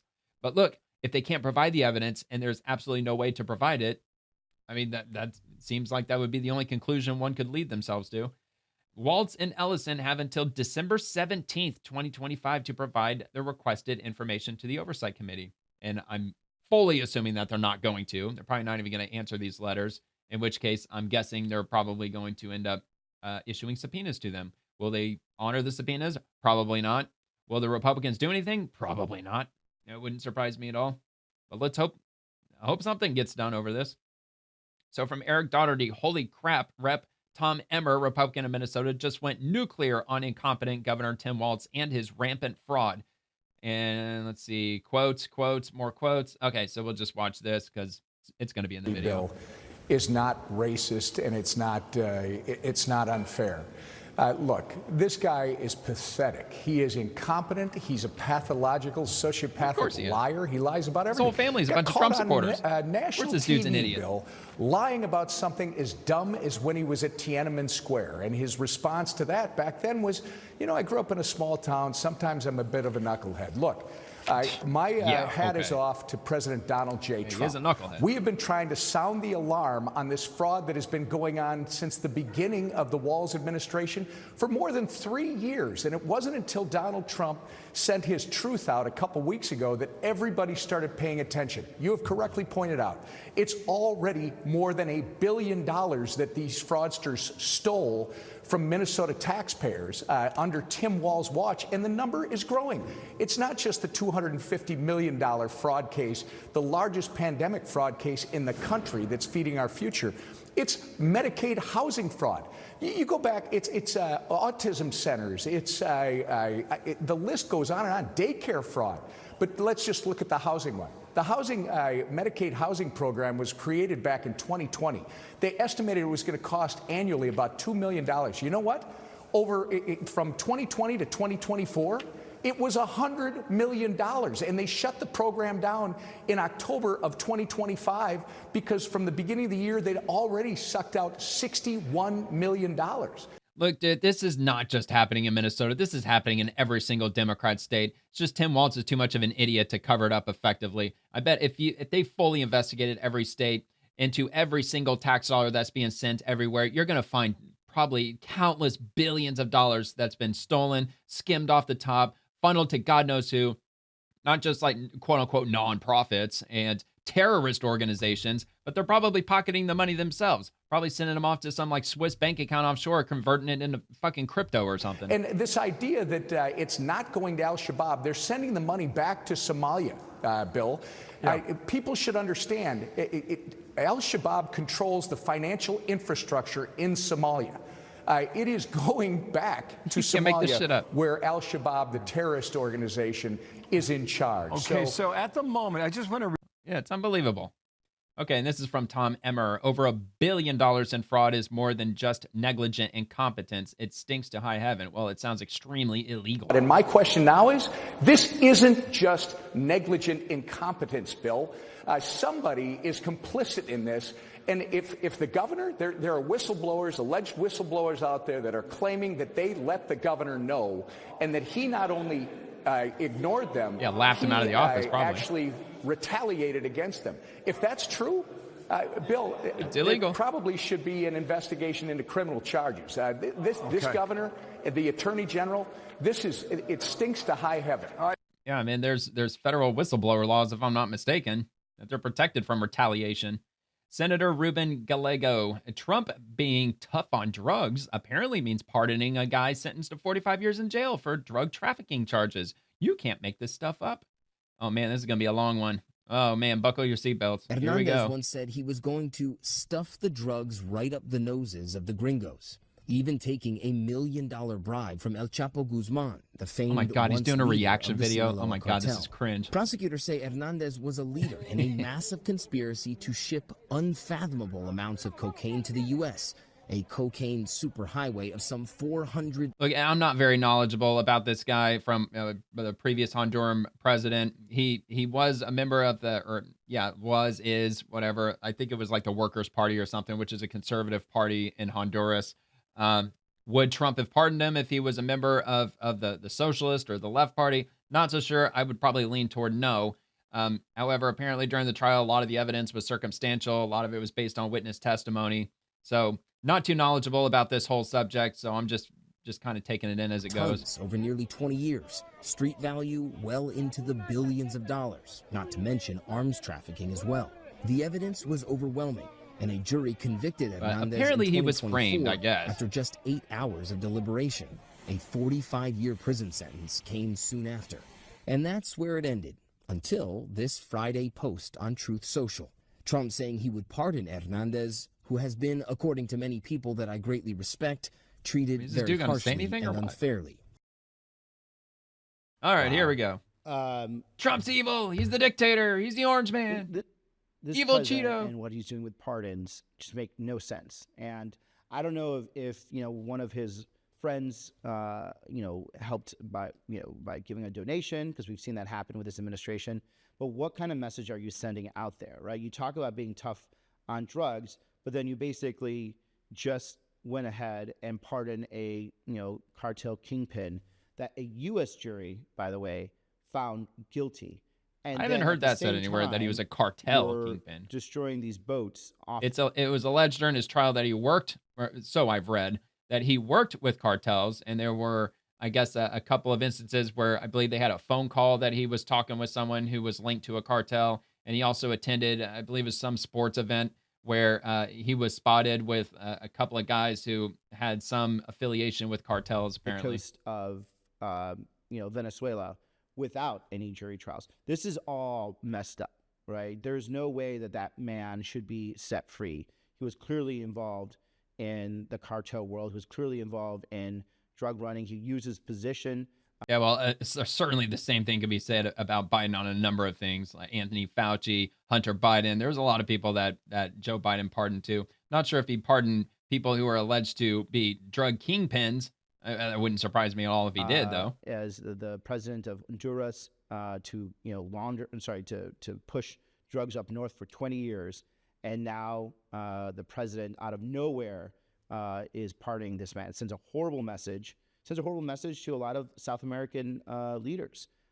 Is that you're not necessarily going to meet U.S. justice because all you have to do is curry favor with some of the administration, and you will be put up to a pardon, even if a U.S. jury convicts you. This is entirely BS, and it just shows you again that this president is always just looking out for his elite friends and not looking out for you. Well, his elite friends, I mean, like the dude isn't a longtime friend of Trump. I don't believe that they've ever met. He wrote a single letter to Trump from prison after being convicted, and I don't know how or why, but it caught Trump's attention, and he decided to pardon him. I mean, I'm kind of in the dark with it too. I'm not really understanding like where it came from and why it happened like the way it happened, but he ended up pardoning him.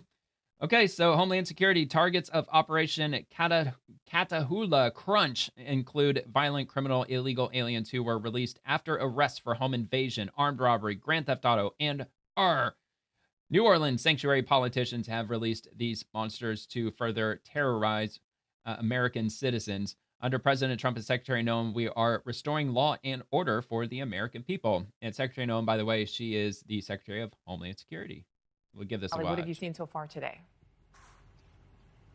Yeah, hey, Nicole. So we're currently sitting on a target right now with Border Patrol. We're embedded with them as they conduct their operations. It's important for us to be embedded with them to see how they conduct things here in New Orleans, because, of course, they've received backlash in other cities where they've conducted these operations. L.A., Chicago, they've faced lawsuits and other issues there. So we're kind of seeing how these operations are conducted and unfolding here in New Orleans as well. Now, right now, the target that they're currently looking at is a Cuban national. He's an aggravated felon, and he's also a sex offender. Remember, these crimes were committed here in the United States. And so right now, what DHS is saying is they're going after the worst of the worst. They're going after these criminal targets. You're looking at some of them on the screen who they say were released back to the streets because of sanctuary policies that, quote, force local authorities to ignore ICE arrest detainers in New Orleans. Now, the individuals that you're looking at were singled out by the administration, arrested for crimes including home invasion, armed robbery, grand theft auto, and rape. Now, when it comes to this city, it's wildly different than the former operations that we've seen. Of course, as Catahoula Crunch, that operation unfolds, they have different support here in New Orleans. The governor actually requested federal support and federal reinforcement as this operation is now underway. So we will likely see the National Guard deployed to this area in the coming weeks as well, based on comments that President Trump has made. So when it comes to this operation, again, this is a targeted enforcement operation that we're sitting on right now as we are embedded with Border Patrol, because they are going after this specific target. They establish patterns of life. They find out where they're living. They have warrants to go after them for arrest. So that is what they are doing right now and what we are observing. So right now they're waiting until they have those eyes on the target, and then they will deploy and go after that specific individual. Now, they are looking at two different individuals with similar crimes. Both ag felons, both are sex offenders, and both are Cuban nationals, and they're both in this area. So they're waiting to get eyes on those targets. Man, New Orleans, y'all messed up, man. The officials in New Orleans shouldn't have let them all go. Now you're going to get the National Guard descending on your city. Okay, Benny Johnson, breaking the Trump administration, has officially halted all immigration and naturalization from 19 third world countries. And this is a policy memorandum from U.S. Citizenship and Immigration Services. The subject is hold and review of all pending asylum applications and all USCIS benefit applications filed by aliens from high-risk countries. And the purpose, effective immediately, this memorandum directs U.S. Citizenship and Immigration Services, or USCIS, personnel to, 1, place a hold on all forms I-589, application for asylum and for withholding of removal, regardless of the alien's country of nationality, pending a comprehensive review. Number 2, place a hold on pending benefit requests for aliens from countries listed in Presidential Proclamation 10949, restricting the entry of foreign nationals to protect the United States from foreign terrorists and other national security and public safety threats, pending a comprehensive review regardless of entry date. And number 3, conduct a comprehensive re-review of approved benefit requests for aliens from countries listed in PP 10949 who entered the United States on or after January 20th of 2021. This memorandum mandates that all aliens meeting these criteria undergo a thorough re-review process, including a potential interview and, if necessary, a re-interview to fully assess all national security and public safety threats, along with any other related grounds of inadmissibility or ineligibility. An individualized case-by-case review and assessment will be done of all relevant information and facts. USCIS will also conduct a comprehensive review of all relevant policies. And then it's got a bunch of fine print at the bottom. So that is the gist of it. And we'll head down to C3. In 2020, the SCOTUS ruled 5-4 that the U.S. Census couldn't include a citizenship question. You remember that? Insane. So illegals weren't counted separately in the census. This crazy decision resulted in Dems getting more congressional seats. Do you know who the deciding vote was? It was John Roberts. So there you go. John Roberts. Just refreshing your memory in case you forgot about all that. Okay, Department of State. The state deputy spokesman, who is Tommy Pigott, or Pigott. I still haven't figured out how to pronounce his last name. All right, on U.S. counter-drug operations, and it looks like it's going to be a lengthy quote, so we'll just hear him say it in the video. Fundamentally, what the president has authorized is a counter-drug operation, an operation to target narco-terrorists that are poisoning Americans. He said a number there that is so important, 25,000. Every one of these boats represents 25,000 Americans that could be poisoned by the drugs on that boat. This is a national security imperative. The president has made clear he is going to stop the flow of deadly drugs into our country. He is doing just that. Yeah, I mean, potentially 25,000. I mean, there's really no way to know that for certain, but it's probably a pretty accurate number, give or take. All right, Rand Paul. Labeling people narco-terrorists without proof just to justify killing them is not the law. It's lunacy. This policy risks dragging America into another foreign war. We need transparency, oversight, and respect for the Constitution. Look, I think the American people, look, we don't want any more wars. We don't want any foreign wars, although this one seems to make the most sense out of all the ones that we've been involved with in recent, probably decades, really, because all of these drugs are pouring into the country and nobody in the government seems to want to do anything about it year after year after year up until the Trump administration. I'm sure to some limited amount, the first Trump administration probably did as much as they could do. Build the wall, for instance. I mean, that would really stem the flow of drugs in a big way. So, yeah, dragging us into a foreign war, look, don't really want to be involved in one. However, if it limits or eliminates any and all illegal drugs entering the country, which I'm not so sure if that's ever going to be really possible or feasible. But anyway, this is going to be a long one, so I'm only going to play probably just a couple of minutes of this because it's a 10-minute interview with Rand Paul. So I'll just do what I usually do. In this case, I will repost it, and We spoke a short time ago with Republican Senator Rand Paul of Kentucky, who chairs the Senate Homeland Security Committee and also serves on the Foreign Relations Committee. Tried to pursue some of these questions we discussed with Wendy. Asked him about the legality of the Pentagon's actions in Venezuela and whether he thinks they amount to a prelude to war. I'm very fearful that these boat strikes and the positioning of our ships and our troops right off the coast of Venezuela is a prelude to war. I think that there is a real question of legality. Under the military justice, under the Code of Military Justice, it says that when someone has been incapacitated or shipwrecked, or they're clinging to the wreckage of a boat, that they're out of combat and they're no longer subject to be killed. And so there is a real question, who gave the order and why would they give the order to kill someone who is out of combat? Now, over the weekend, the Secretary of Defense was saying, well, I don't know anything about it. I don't know anything about a second attack. But today, when he was interviewed, he said, well, yes, I left the room for a while. The second attack occurred, and I learned about it when he came back. But why was he telling us this weekend he didn't know anything about a second attack and he had never authorized it? But now that it's come to light, he says, oh, I didn't do it. Somebody else did it. The admiral did it. So they're all pinning blame on the military guy. But I'm one who tends to give a lot of leeway to the military guy and not so much leeway to the person who gave him the orders. These orders came from the Secretary of Defense, and ultimately he's going to have to accept responsibility. Have a behind closed doors meeting with them. To my mind, there's a question about whether or not killing people in the first place who you have no proof that they're armed, you have presented no proof that they're carrying drugs, and that you simply kill them. I think that's outrageous. But now, not only do we kill them, our government is following up by killing them when they're wounded and stranded and of no threat whatsoever. Well, just like the Obama administration and other administrations in the past, they've got intelligence. They have credible intelligence that they are they're transporting drugs. And they repeatedly say with all of those strikes, at least here on social media, that they are following a known narco trafficking route. So these boats are heading in the same direction as they always have headed to, probably for many, many years, going the same route from one area to the next area, transporting drugs. And that's part of their intel. That's not only, I'm assuming, that's not all the intel they have. And if that is all the intel they have, then yeah, I'd have some serious questions too. But that's apparently what their stance is, that they've got enough intelligence to conclude that they are trafficking drugs. And most of them, they're beelining toward wherever they're going and high speed pursuit before they get bombed. But not all of them. There are some of those boats that are just sitting there. They're not moving at all. And if I have any questions about bombing these narco-terrorism boats, that would be my one main question. You know, why are you bombing them when they're not moving? Because some of them are stationary when they get bombed. So not so sure what's going on there. Which is, according to our own laws, illegal.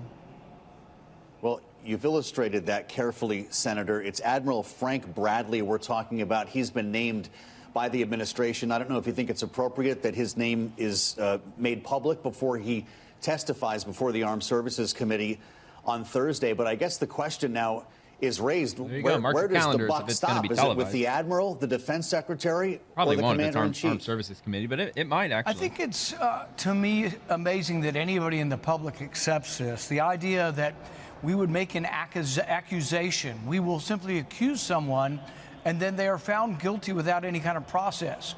We asked the Coast Guard for specific statistics off the coast of Venezuela, and they said of boats that have been intercepted off of the coast before we came up with this blow them to smithereens policy, we used to interdict them. And of the boats that we interdicted off the coast of Venezuela, about 1 in 4, 21% to be exact, were not carrying drugs. That would mean if you're going... Well, look, I won't really push back against that either, that they should be making every attempt to stop them and board their vessel and arrest them out in international waters if they're transporting large amounts of drugs. Is that what the military is doing, though? Or are they at least making an attempt to apprehend them and then they'll get their day in court? Or are they just getting the intelligence that they're transporting drugs and they're just blowing them up immediately? It sounds like that's what they're doing, though. To blow up all of the boats off the coast that look like drug boats or that you're suspicious for, 21% of the time you'd be killing innocent people. So I think it's outrageous that anybody would countenance this kind of activity.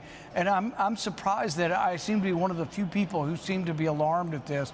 But I think it's unconscionable. It's wrong on any level to kill people with no proof that they are engaged in combat at all with your country. Well, so should Pete Hegseth be fired? There has to be an investigation, and I am glad that for a change there is a bipartisan push from the Armed Services Committee to get to the bottom of this. So there'll be an investigation. I think he needs to be asked under oath, did you give the order to kill any survivors? And if you didn't give the order, what was the order? Why did the Admiral think that he was supposed to kill people clinging to wreckage? And the idea that these people were still a threat, It's a debate whether they were ever a threat. They're on a motorboat 2,000 miles from our coast. If you want to take that motorboat to the closest point of entry in Miami, you'd probably have to fill it up 20 times. These motorboats can't go 2,000 miles on a tank of gas. If there was drugs on board, they may be going to other countries, but probably not to the U.S. Okay. All right. Well, I'll just cut it there and not let it go too long. We got almost halfway through it. But yeah, he does raise a good point. These are what do they call them? Outboard motors that are on these boats. They're not traveling 2,000 miles. They're going to, what was that? What's the country that's really close to Venezuela? Is it Turks and Caicos or something like that? It's like one of the Caribbean islands that's pretty close to it. I think that's where they're transporting to and using these islands as stepping stones to get the drugs ultimately to the United States. Although there may not be any 100% guaranteed way of knowing, like without any doubt, that all of those drugs are going to wind up in America. Although the sizable majority, I'm sure, would be because of the unfortunate high demand of drugs. But he does raise a couple of decent questions, and I guess we'll get to the bottom of it. We'll see what ends up happening. All right, so Department of State, Secretary Rubio, it is another comment, and it says, I would say that if you're focused on America and America first, you start with your own hemisphere, where we live, what happens here. I'm saying what happens in our hemisphere impacts us faster, more deeply than something that's happening halfway around the world. Couldn't agree more there. You know, it's interesting. If an aircraft carrier of the United States was deployed off the coast of Japan, or was the coast in the Pacific somewhere, or was deployed in the Mediterranean, or in somewhere off the coast of Europe, everybody would be happy because it would show America's commitment to our security partnerships that we have around the world. But somehow, if an aircraft carrier and our naval assets are deployed in our own hemisphere, that's problematic. I would say that if you're focused on America and America first, you start with your own hemisphere where we live. What happens here, I'm not saying things that are happening halfway around the world are not important. I'm saying what happens in our hemisphere impacts us faster and more deeply than something that's happening halfway around the world. Yeah, if they're blowing up these boats, is that really the right way to go about it? I don't know. You know, I'm not in with all that's going on that deeply. I'm just watching videos on the internet. But yeah, he does raise a really good point that it's got to be stopped one way or another, and we'll see where they take that.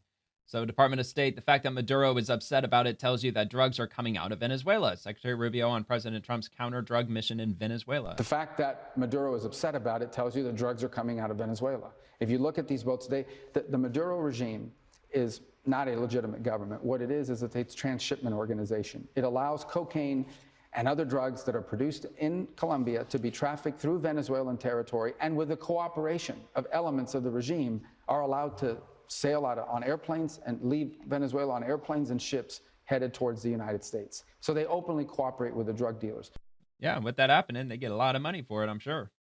Greg Price, breaking. Pramila Jayapal just announced a new bill to completely eliminate the ability of DHS to detain illegal aliens and require that illegals be given taxpayer-funded lawyers. It has over 123 Democrat co-sponsors in the House. Yeah, that's not surprising. And I know I'm saying her name wrong. I do that on purpose, in case you didn't know. Today, so let's give this a watch. To say enough. Our Dignity for Detained Immigrants Act has a remarkable, unprecedented 123 original co-sponsors. Before we've even introduced it, 123 co-sponsors, and it overhauls the detention system. It drastically scales back the use of detention. It ensures that use of detention. In other words, you can't arrest them. You just have to let them just be pretend citizens on the street. You can't apprehend them. They just have to walk free indefinitely. And that's essentially what she's saying. But they don't have any, they have no videos. They have no proof of any atrocities or abusive behavior that's happening in the detention facilities. The left tends to be pretty good at strapping hidden cameras on them, like PETA, for instance. They're really effective in going into slaughterhouses and filming all kinds of crazy shit. So why can't they do that in ICE facilities? It's almost as if none of that's even happening. Every single immigrant who is in detention has their human and civil rights protected. Our bill also phases out the use of private for-profit detention centers. It prohibits the detention of children and families. Wait a minute, private for-profit detention centers, is that really a thing? I know there's for-profit prisons, and I've never agreed with that. I always thought that was insane. But for-profit detention centers? Let's have a look. It So are there for-profit immigration detention centers? Yes, the majority of U.S. immigration detention centers are for-profit. About 90% of detained immigrants are held in facilities owned or operated by private prison companies like GEO Group and Core Civic, as of recent DHS ICE data. Maybe because of the huge influx of illegal immigrants. I don't know. Either way, it seems a bit shady. However, isn't that mainly how the government operates, though, by contracting out to the private sector, being that the government is highly inefficient at things, maybe such as detention centers or for-profit entities with regard to immigration might be the only feasible way to go about it, or else you permanently establish massive facilities that's going to cost billions of dollars to build, and ideally, in the long run, we're not going to have millions of illegal immigrants to process over an indefinite amount of time. So maybe that's why they're contracting them out to private facilities. But I don't know, man, that does maybe raise a couple of questions, maybe not. And makes it harder to detain primary caregivers and vulnerable people like pregnant women or seniors or workers who are whistleblowing. Oh yeah, because pregnant women are totally being like mistreated and tortured and God knows what. It requires DHS to allow members of Congress to do our jobs and conduct those unannounced inspections that hold these facilities accountable. As an immigrant myself. All right. Yeah, they're always all about that. They want to show up unannounced. And I have read that technically members of Congress are allowed to show up to facilities unannounced. So, but for, I guess that DHS or ICE, they give them 72 hours. And the reason that they say that you have to give a 72 hours notice is for them to secure the facility, because there's lots of criminal illegals, and they want to make sure that the whole building is secured. So that way nothing violent were to happen to an elected member of Congress. At least that's the reason that they tend to give. So, but anyway, that's what she's doing. She's trying to pretty much put out a bill so that we can't apprehend illegal immigrants. What else is new? So CBP, saving lives, is central to what we do at CBP. CBP AMO, and let's see what this is again. Safeguarding the nation from the air and sea. Rescue. Over the weekend, the Tucson Air Branch sprang into action to assist the National Park Service with a search and rescue mission in the Rincon Mountains wilderness area at Rincon Peak. An 18-year-old hiker suffering from severe dehydration and lower extremity cramping was unable to walk and in need of urgent help nearly 8,200 feet up the mountain.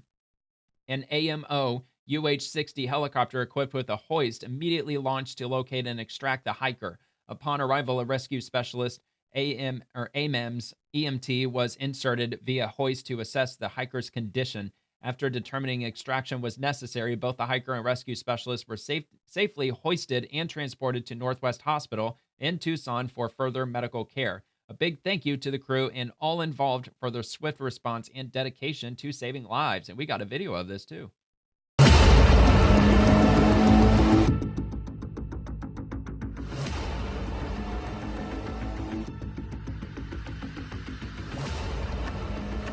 Good grief, man. Seizure alert.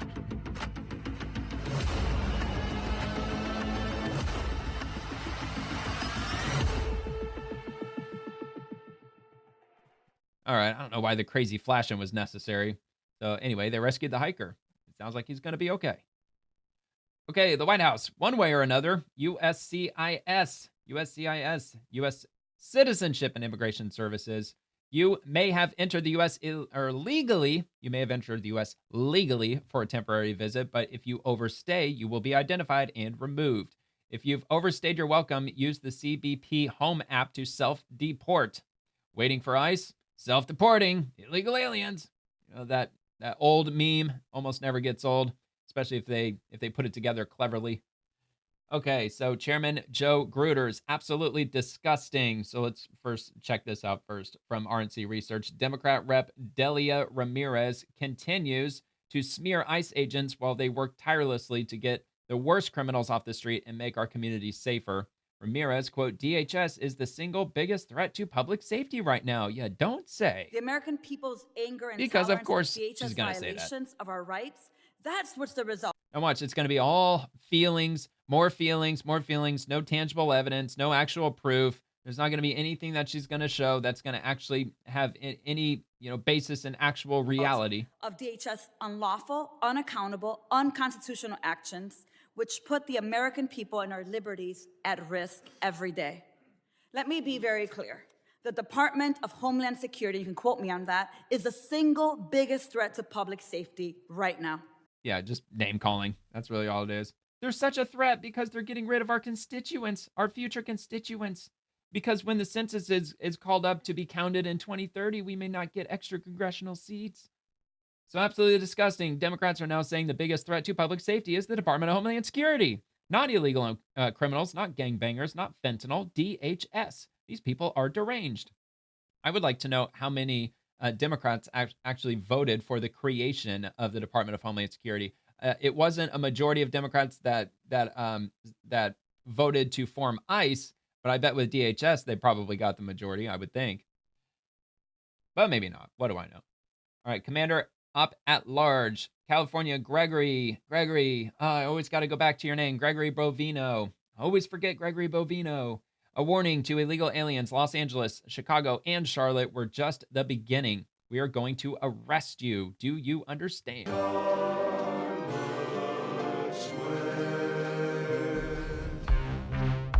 Okay.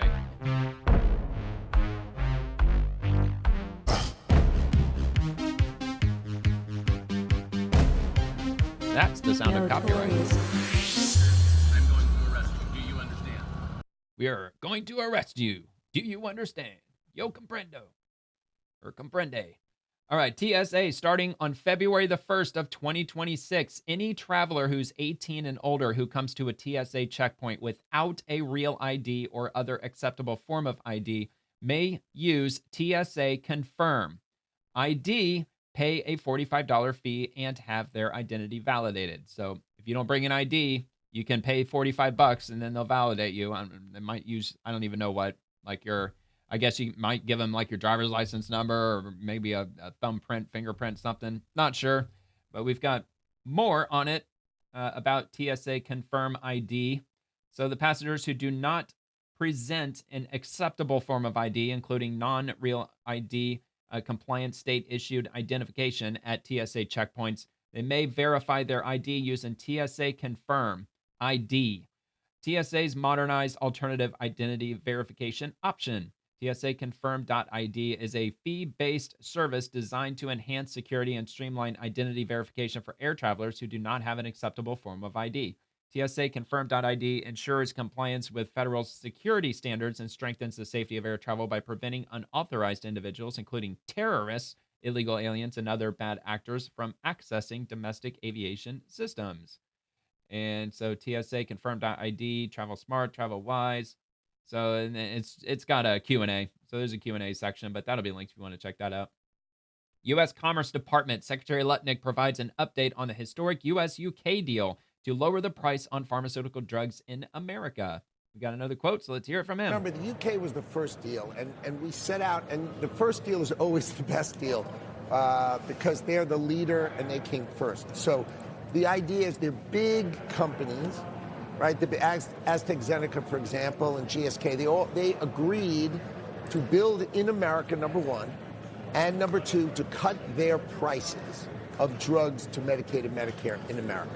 So they did the two key things. So they're big companies, did the two key things, and then we took that deal and made that deal available generally for the UK. They raised their prices they're going to pay for drugs, so that makes it easier for our companies to lower the prices here. And then they're building in America, so this is a 3-year term while they build in America, and that's how it's going to work. That is the sort of the driven model of the Trump administration for pharmaceuticals. Build in America, cut your prices here, and we'll give you a break on tariffs while you do it. Made in the USA. The COVID season, man, that really opened up my eyes with regard to pharmaceuticals. I just figured almost all of our medication was manufactured in the U.S., and COVID proved that wrong in spades. At least with our antibiotics, it's like 95% of it is produced in freaking China. All right, Secretary Marco Rubio, the United States has taken decisive action in response to the atrocities and violence against Christians in Nigeria and around the world. The State Department will restrict U.S. visas for those who knowingly direct, authorize, fund, support, or carry out violations of religious freedom. This visa policy applies to Nigeria and other governments or individuals that persecute people for their religious beliefs. And probably no article that he's going to link with that, I wouldn't think. I pray for the Nigerian Christians. Over 50,000 Christians killed in Nigeria by Islamist extremists. So it's an ongoing issue.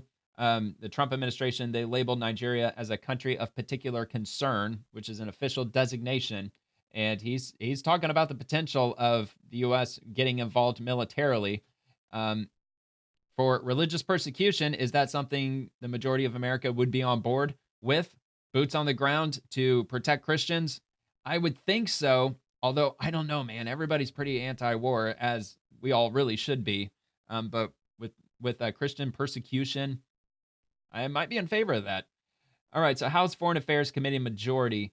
Fishing boats seem innocuous, but Beijing uses illegal fishing fleet as a middle finger to its neighbors.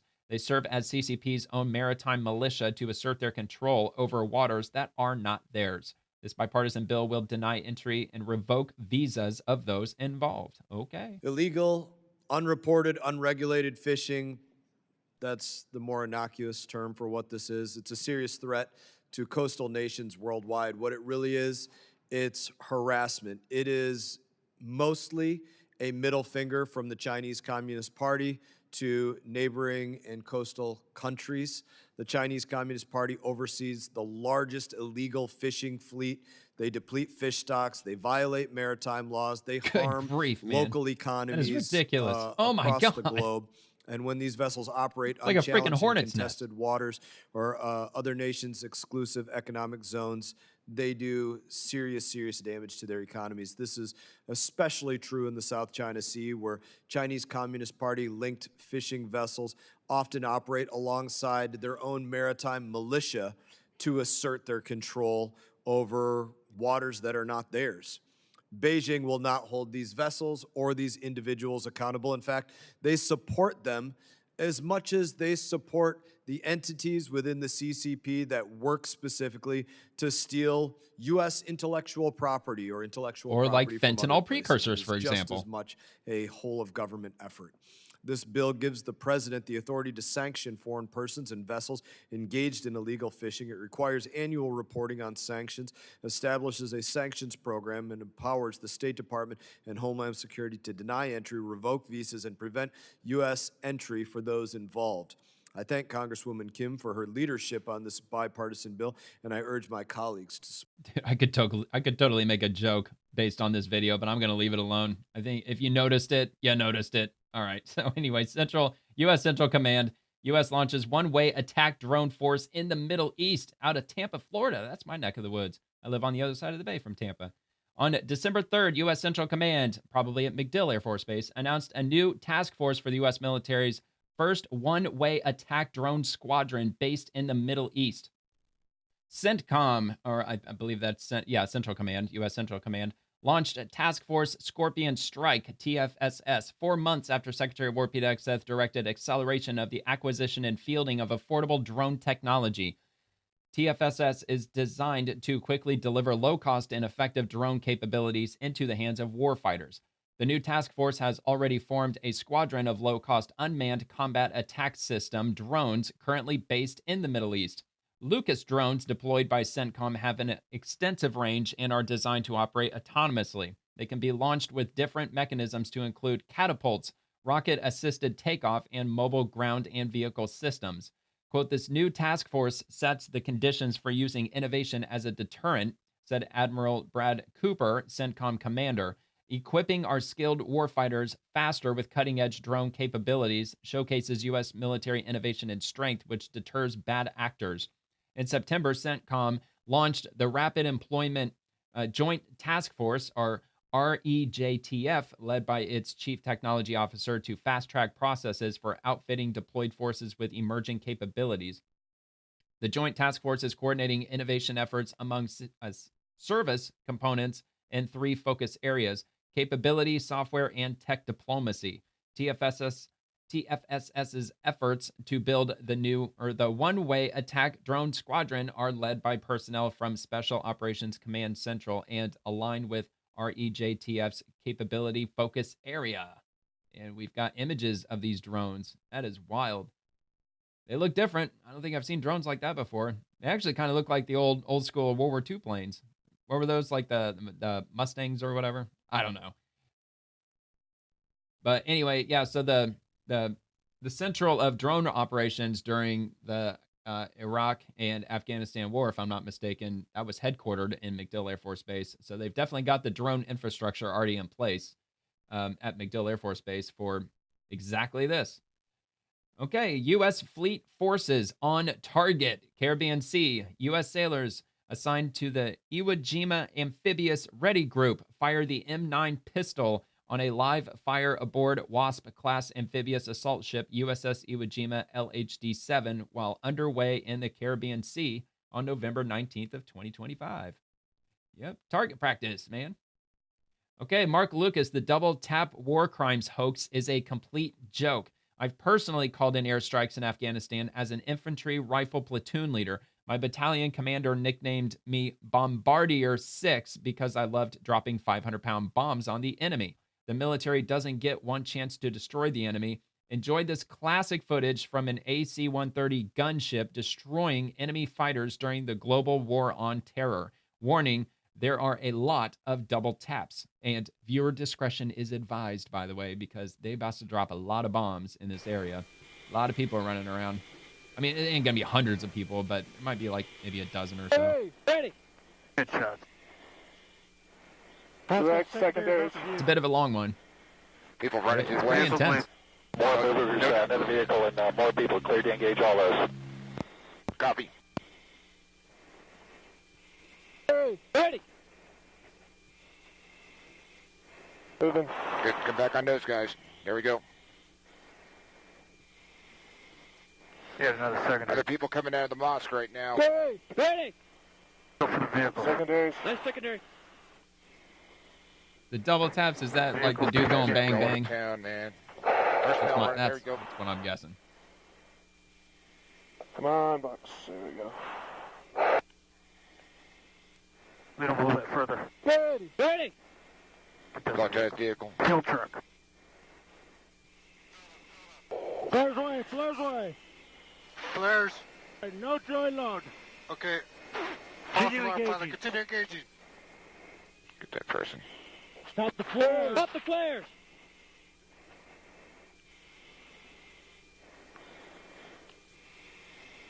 Oh, that's good. Who's still running? Give me 10 seconds. Roger. Get ready! Get ready! He went down to the ground. Yeah, he just dove on the ground. He's moving back again. In the box. He's loaded. Get him. Moving back to the vehicles and personnel. Yeah, the personnel right there. Get ready! Get ready!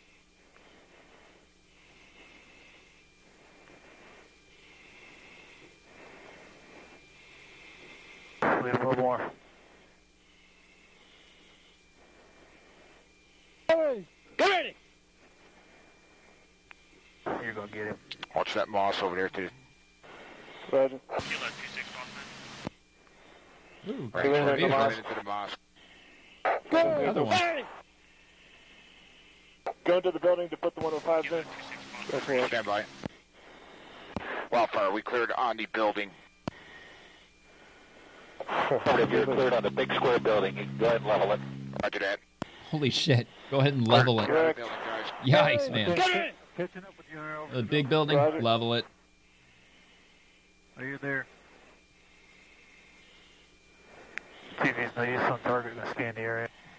Checking the vehicles too. You are cleared to level the building. Do you have any more personnel in the area? Don't see any right now. Yeah. Get ready! Get ready!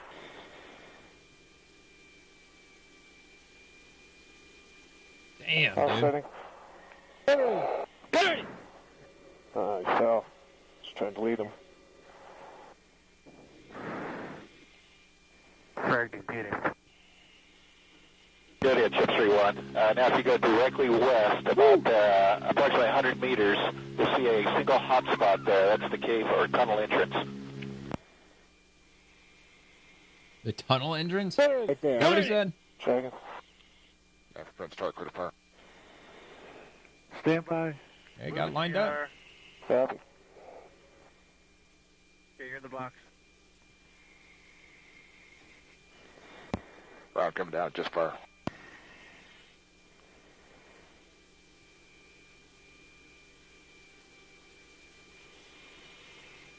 Yeah, direct hits right there.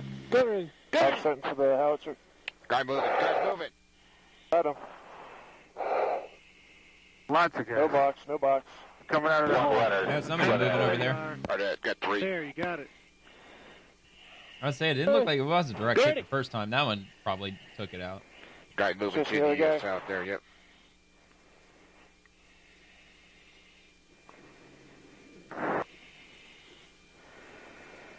Still, got 2 of them there. Ready. Back on the other guys. Oh, you got the other guy. I think they'd play dead, but that might have I don't know. probably They probably ended up bombing them anyway. There. That guy's still moving. The one up to the south. Oh. Correct. Good grief, man. Get ready. Big ass Let's bombs. hold up and look around here. I know those 2 guys. I saw them flying apart. Yeah, I got that guy too. I saw him die earlier. He was in 40 round. Correct. Good. Get ready. Guy's moving. Yeah, he is. He went down that embankment. He was protected.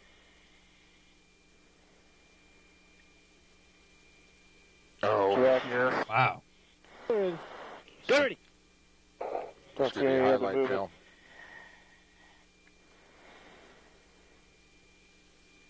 Permission to go back to the compound? Go medium search, man. Yeah, go ahead and head on back to the compound. All right. There you go, man. Some war footage from back in the day. A lot of double taps that were happening. Okay, moving to Congressman Dan Muser. At today's Financial Committee hearing, I emphasized that under Joe Biden, cumulative inflation rose by nearly 20%, driving up prices on everything from building materials to household essentials. By contrast, over the last 10 months, inflation has increased just 2.4%, a far more stable environment for families looking to buy or build a home. Housing is nearly 20% of our economy and a key driver of quality of life. Streamlining permitting, cutting red tape, and incentivizing private sector investment will help deliver affordable starter homes for families across America. I'll keep pressing for policies that bring prices down and make the American dream attainable again. I've been pretty clear on my stance with housing. It is way out of control. It's like twice as much as it really should be. I mean, houses like somewhere around $385,000 on average nationwide. It's got to come like way down, like 200K maybe, if not a little bit lower than that if you're talking the nationwide average. But I'm not sure if this is going to get the job done. But hey, if they can move the needle in the right direction, it would sure be a good start. Thank you all for being here. So we're really trying to find solutions, not try to come up with make-believe culpability. The fact is that the housing shortage began back in 2008. That it did. In the so-called Great Recession. Mr. Sears, you mentioned that there's a $100,000 cost before the shovel hits the dirt. Okay, that's not a tariff issue, right?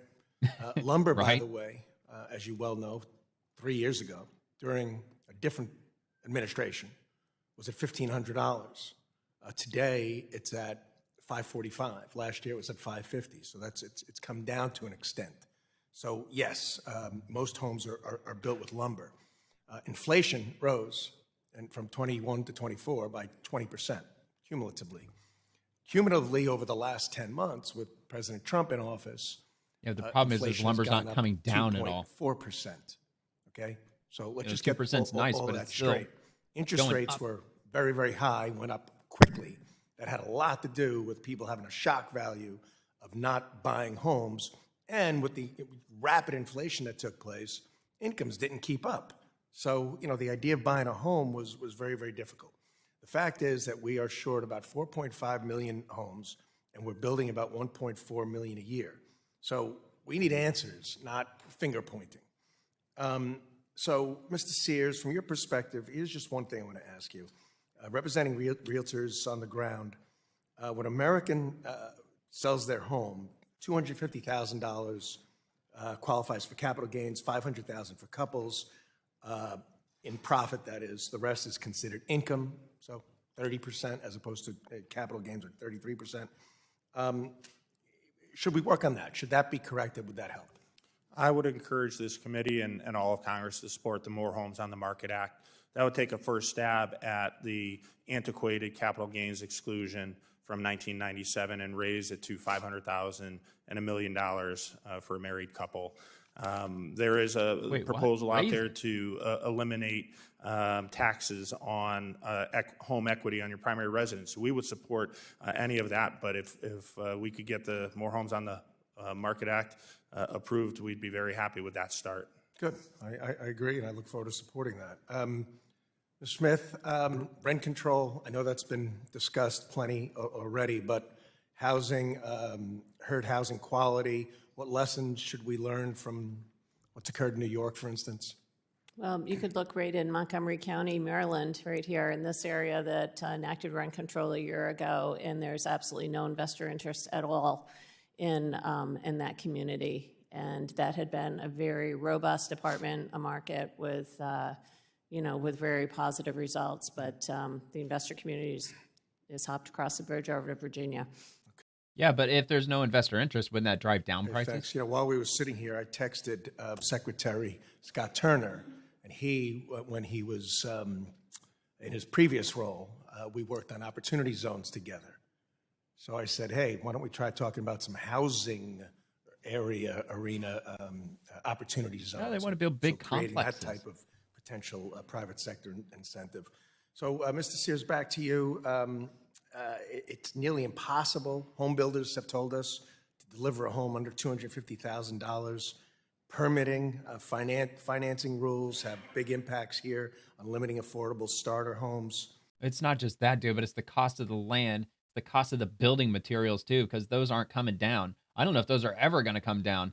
But yeah, like he said, building materials going up, what did he say, 20% under the Biden administration, and a lot of it because of COVID, with the trillions of dollars that were printed from nothing. Nobody labored for that money at all. It was just dumped into the system, skyrocketing inflation. So how are we going to get houses built cheaply when the land's already expensive and the building materials are already really expensive?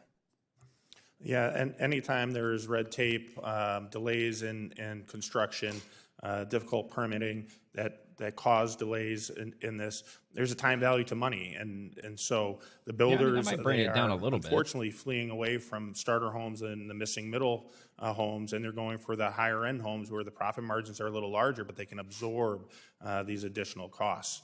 Yep, I mean, listen, here's the thing: housing represents nearly 20% of GDP.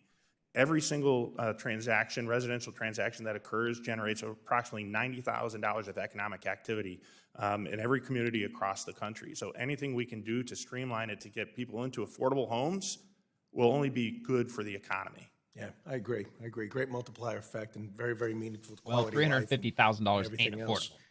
You look online. $250,000 ain't affordable for most people. We don't have to look online. Come on. We're members of Congress. Everybody's got different ideas and all, but this is important. It's something that we're really focusing on, and we need to come up with. You got left-leaning proposals. You got centrist proposals. Well, I'm out of time. Just look forward to hearing more of your ideas on what we can do to help solve this contemporary problem. I yield back, Mr. Chairman. All right. Well, if the average household is earning roughly $80,000 a year, buying a $250,000 house with a 30-year mortgage, it still makes things awfully tight, especially with homeowners insurance. That's a whole nother matter. Of course, that's not for that discussion. I mean, he's talking about building homes, which hopefully they're going to figure that out. All right, C-SPAN, President Trump, quote, "We are officially terminating Joe Biden's ridiculously burdensome, horrible, actually, cafe standards that impose expensive restrictions and all sorts of problems." Well, we're talking about cafe standards, a very big deal, very important. I should have included this at the beginning of the video. Historic action to lower costs for American consumers, protect American auto jobs, and make buying a car much more affordable for countless American families and also safer. We're officially terminating Joe Biden's ridiculously burdensome, horrible, actually, cafe standards that imposed expensive restrictions and all sorts of problems, gave all sorts of problems to automakers. And we're not only talking about here, we're talking about outside of our country, because nobody could do it. Nobody wanted to do it, and it was ridiculous, very expensive. It put tremendous upward pressure on car prices, combined with the insane electric vehicle mandate. Biden's burdensome regulations helped cause the price of cars to soar more than 25%. And in one case, they went up 18% in 1 year. Today, we're taking one more step to kill the Green New scam. It's part of the greatest scam, probably, well, other than Russia, and a few others I could name. The greatest scam in American history, the Green New scam. And it's a quest to end the gasoline-powered car. This is what they wanted to do, even though we have more gasoline than any other country by far. And people want the gasoline car. They want everything. They want electric. They want to have lots of alternatives, but they do want the gasoline car. Right now, it's leading away by a lot. The car business is a very interesting business, but we want to keep it that way. All right. Yeah. And, it's got to be frustrating with automakers because what about if or when another Democrat gets into office and the pendulum swings right back over to 40 mile a gallon requirement, and now they're stuck having to shift gears back to producing these like overly complicated engines to try to curtail to the mile per gallon standards. And apparently that's why there wasn't a whole lot of interest in drilling in Alaska, because from one administration to the next, like one administration's like, yep, we're opening up the federal lands. You could build your facilities and start drilling for the oil. And they're like, yeah, but what about 4 years from now when you like overnight make it illegal for us to do that, or you cancel our leases? And I just only begin to try to understand their frustrations with regard to that, but hopefully that'll actually stick long term.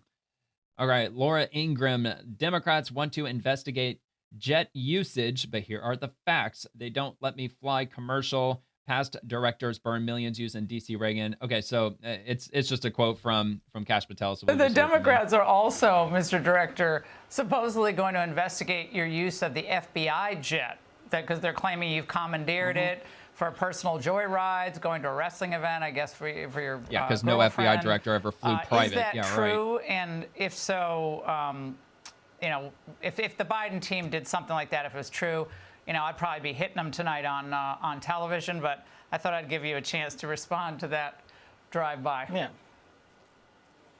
It's simple. The FBI director, all FBI directors are required users of the FBI plane. They don't let me fly commercially. But my predecessors wasted millions of dollars because they were too lazy to drive an extra 20 minutes and go to Andrews Air Force Base. They used DC Reagan National as their personal hub, costing the taxpayer $4 million.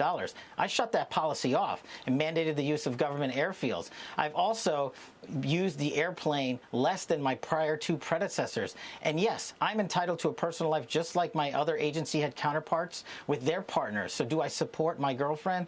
Absolutely. And do I take trips with her? Absolutely. But when they're talking about raid jackets and Velcro and FBI plane use, they are not talking about the facts, because they know this FBI is succeeding in ways prior leadership failed.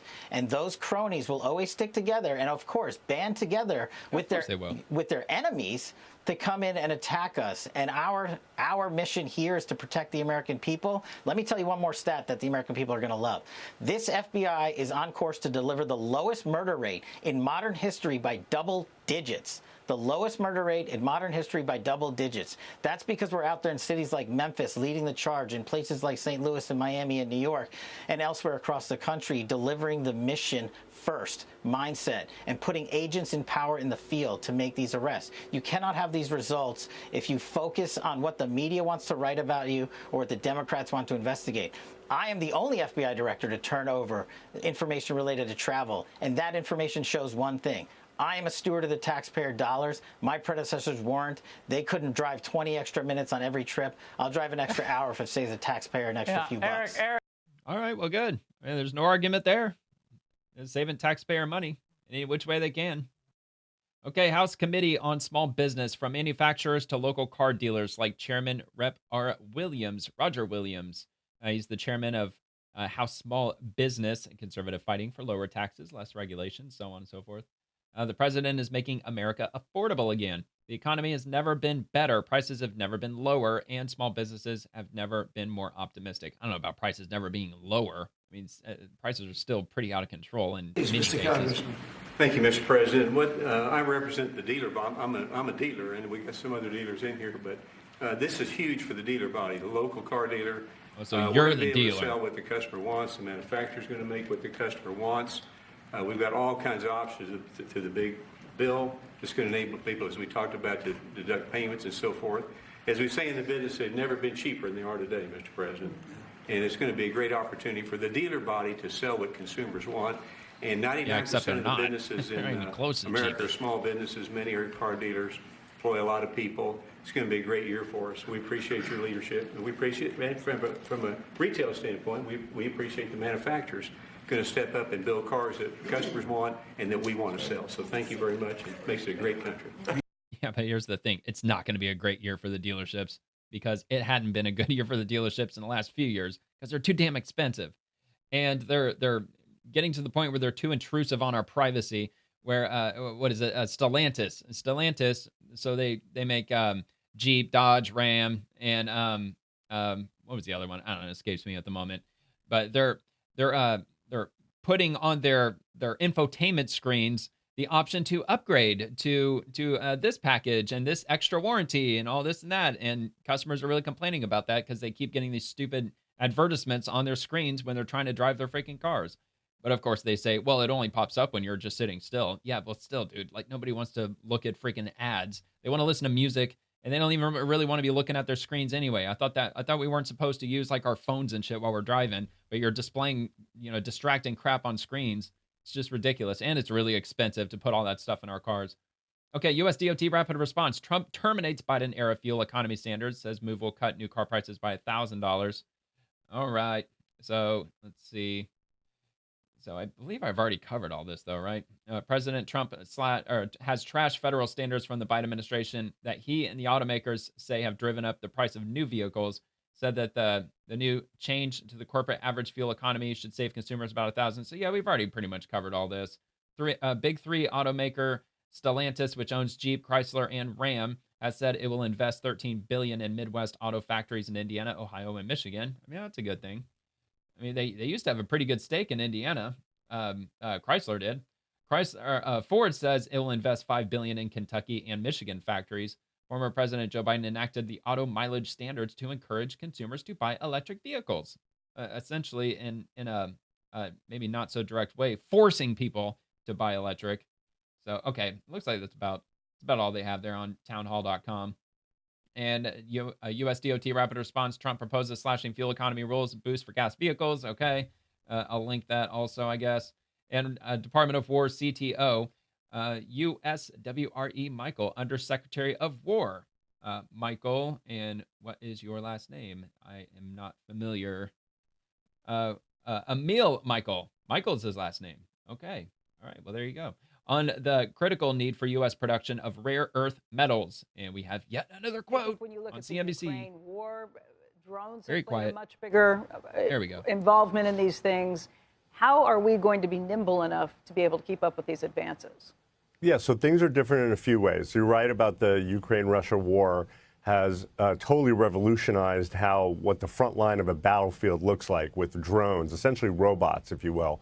And we've never seen that in any conflict before. The second thing that's changed is also you have a rivalry with China where we're realizing our dependency on some of the relationships we've had with other countries that have come back to bite us. Look at rare earth metals.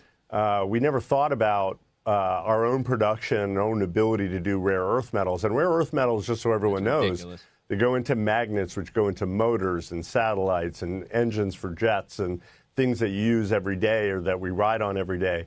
And if China puts export controls on them and we don't have our own production facilities in the United States, we've got a problem that we've got to solve.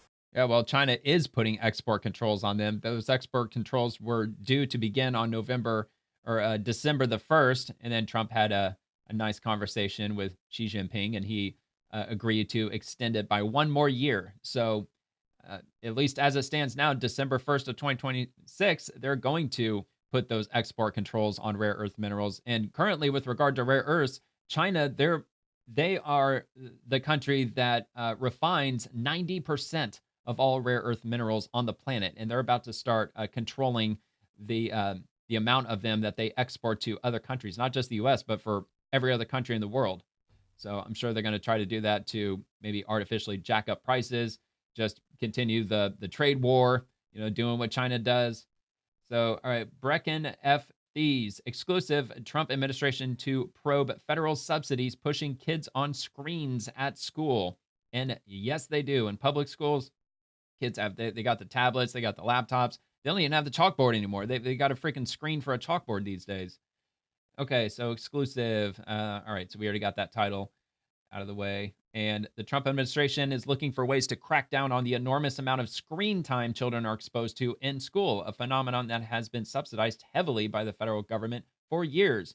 And billionaires like Bill Gates and all those other big wig elites, they send their kids to private schools where they are not allowed to have any kind of electronic devices in the school building. They don't have laptops and tablets and smartphones and smart boards and all that stuff. They just use the old-fashioned textbooks and the blackboard, the chalkboard.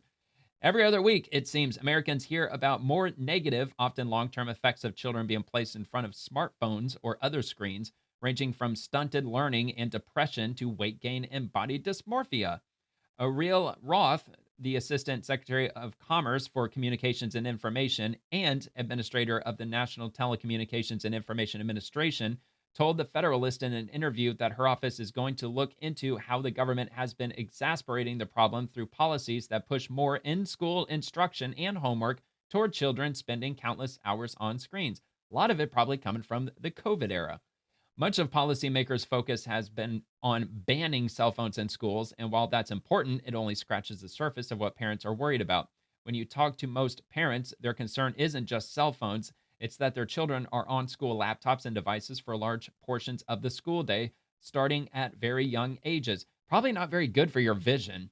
I mean, I'm sure that they're not sure what the statistics are, but it wouldn't surprise me if a lot of kids, they end up needing glasses by the time they're 18 or 20 years old.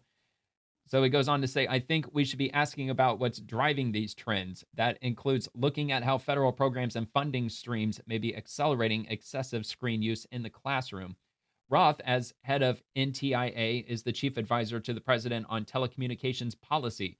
According to Roth, elementary and middle school students are surveyed as spending 3 or more hours per day on school devices. While many school districts are giving children laptops in first and second grade, some introduce kindergartners to tablets. In his speech Tuesday afternoon outlining the issue, Roth will announce a listening session so that parents, teachers, students, and experts can have input on how federal policy on technology use in schools is impacting children and how the Trump administration can start cleaning up the mess that has been around for some time, but was made dramatically worse by the school lockdown and online education protocols ushered in during the coronavirus pandemic. Quote, it's fair to ask whether some federal programs, including certain American Rescue Plan Act funded initiatives, had the effect intended or not of prolonging school closures during COVID, Roth told the Federalist. But her speech, which was obtained by the Federalist, notes that even if every cell phone disappeared tomorrow, the core issue would remain, adding even though the country has long since moved past lockdowns, many of the habits and influences of that period remain. Students tethered to devices, digital platform-based lesson plans, and the expansion of technology in learning as a default. While recognizing that a certain level of technology use is necessary in school and that it is an unavoidable reality in the real world, Roth's speech notes the stark contrast between learning how to use technology and having schools and teachers rely on it for instruction across the board. When screen time becomes the default for instruction, downtime, and homework instead of a targeted and intentional tool, it displaces the things children need most, which is reading, writing, physical and creative play, hands-on learning, and face-to-face interaction, the speech states. Moreover, security and filters are rarely foolproof. Many teachers report that students are playing games or instant messaging or accessing inappropriate content during school hours or on school-issued devices. Parents have started to notice that their children's time at school has been totally overrun with screen time as technology has started to replace the teacher, as the Daily Caller reported. I'm sure the Federal Department of Education, under the control of Democrats, want nothing else but that to happen. Several parents detailed to that outlet how iPad applications are replacing real instruction, including for struggling children who would normally need one-on-one tutoring.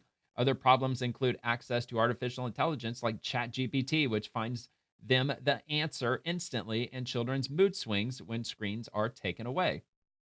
Roth, who's a mother of 6, describes the addictive pull of screen time in her speech, adding that legislators and policymakers are often fed talking points about how technology is the backbone of modern education, without really questioning if that's even true.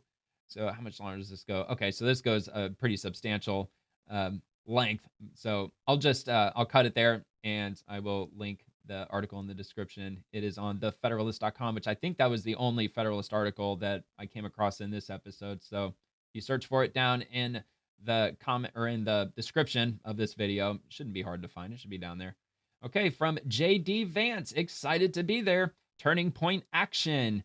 Honored to have Vice President JD Vance join the incredible lineup for our sold-out America Fest 2025.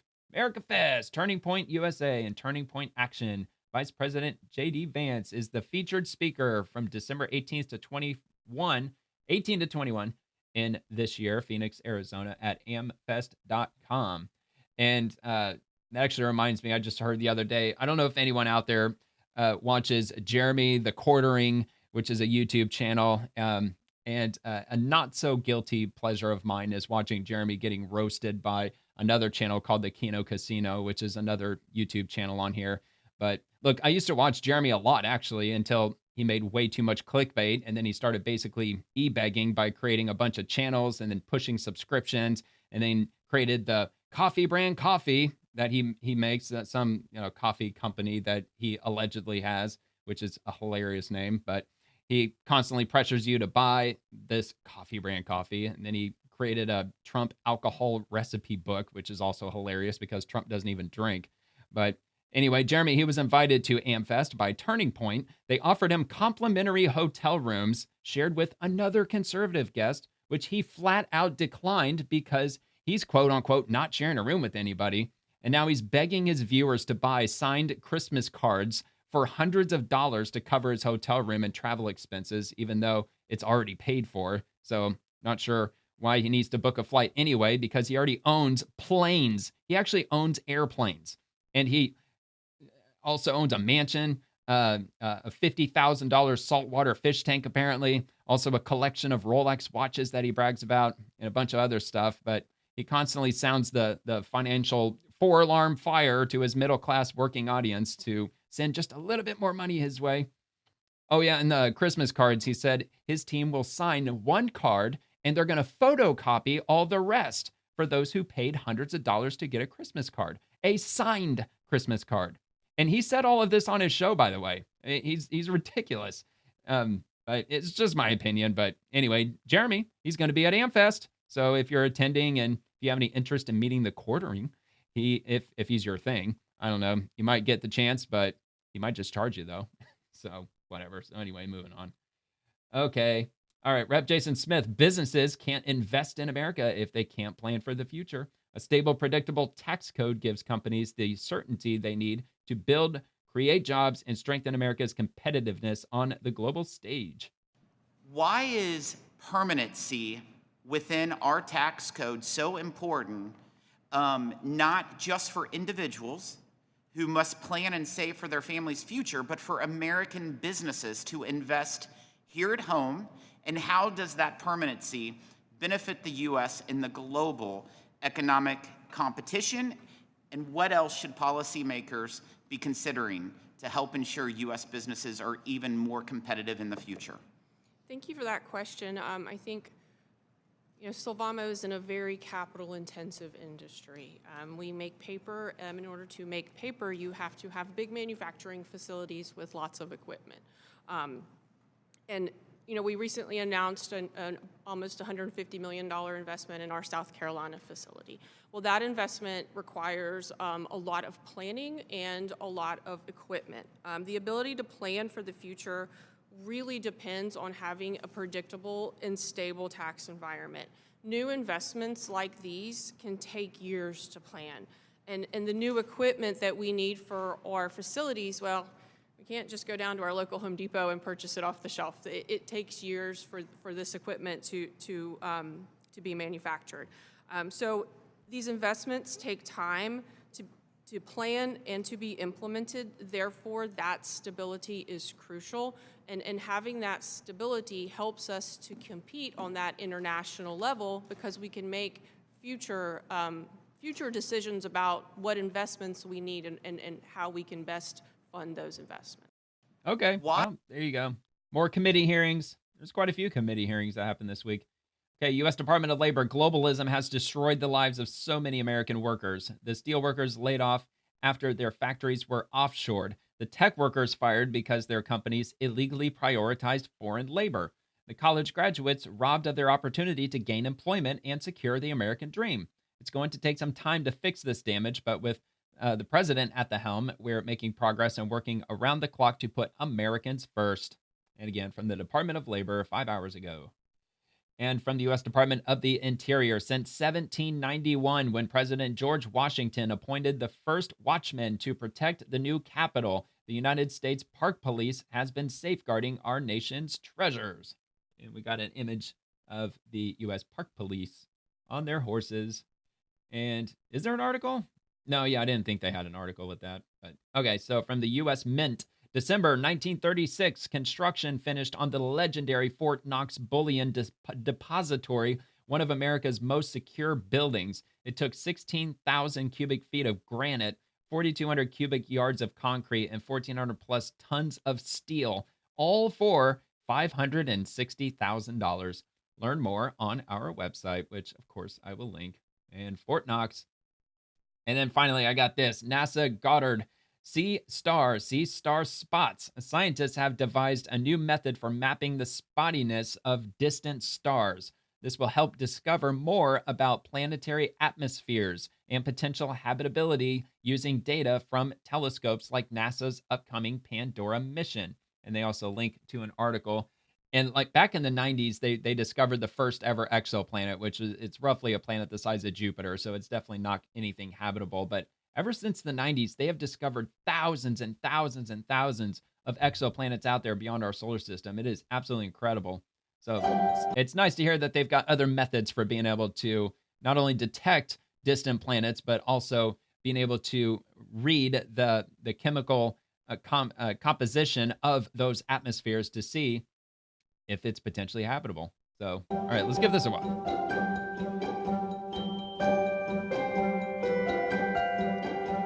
Sunspots.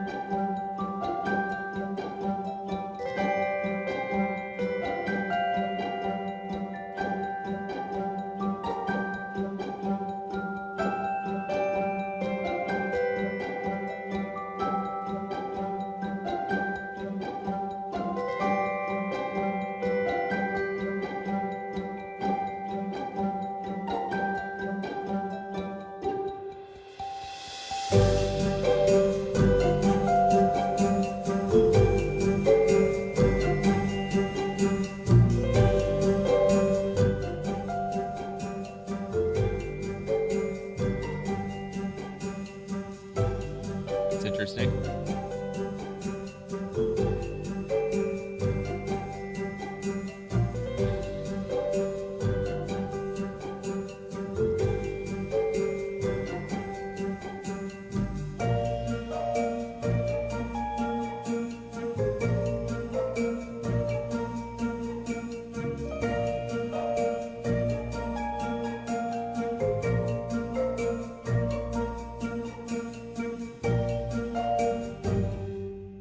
All right, well, there you go. Straight from NASA.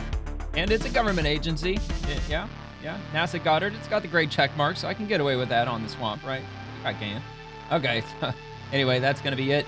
If you enjoyed the video, please like the video and subscribe to the channel. It'll mean a lot to me if you subscribe, and I will be dropping a new show every evening, Monday through Friday, covering the swamp and everyone in it, the politicians, the agencies, the bureaucracy, and everything else happening in the swamp.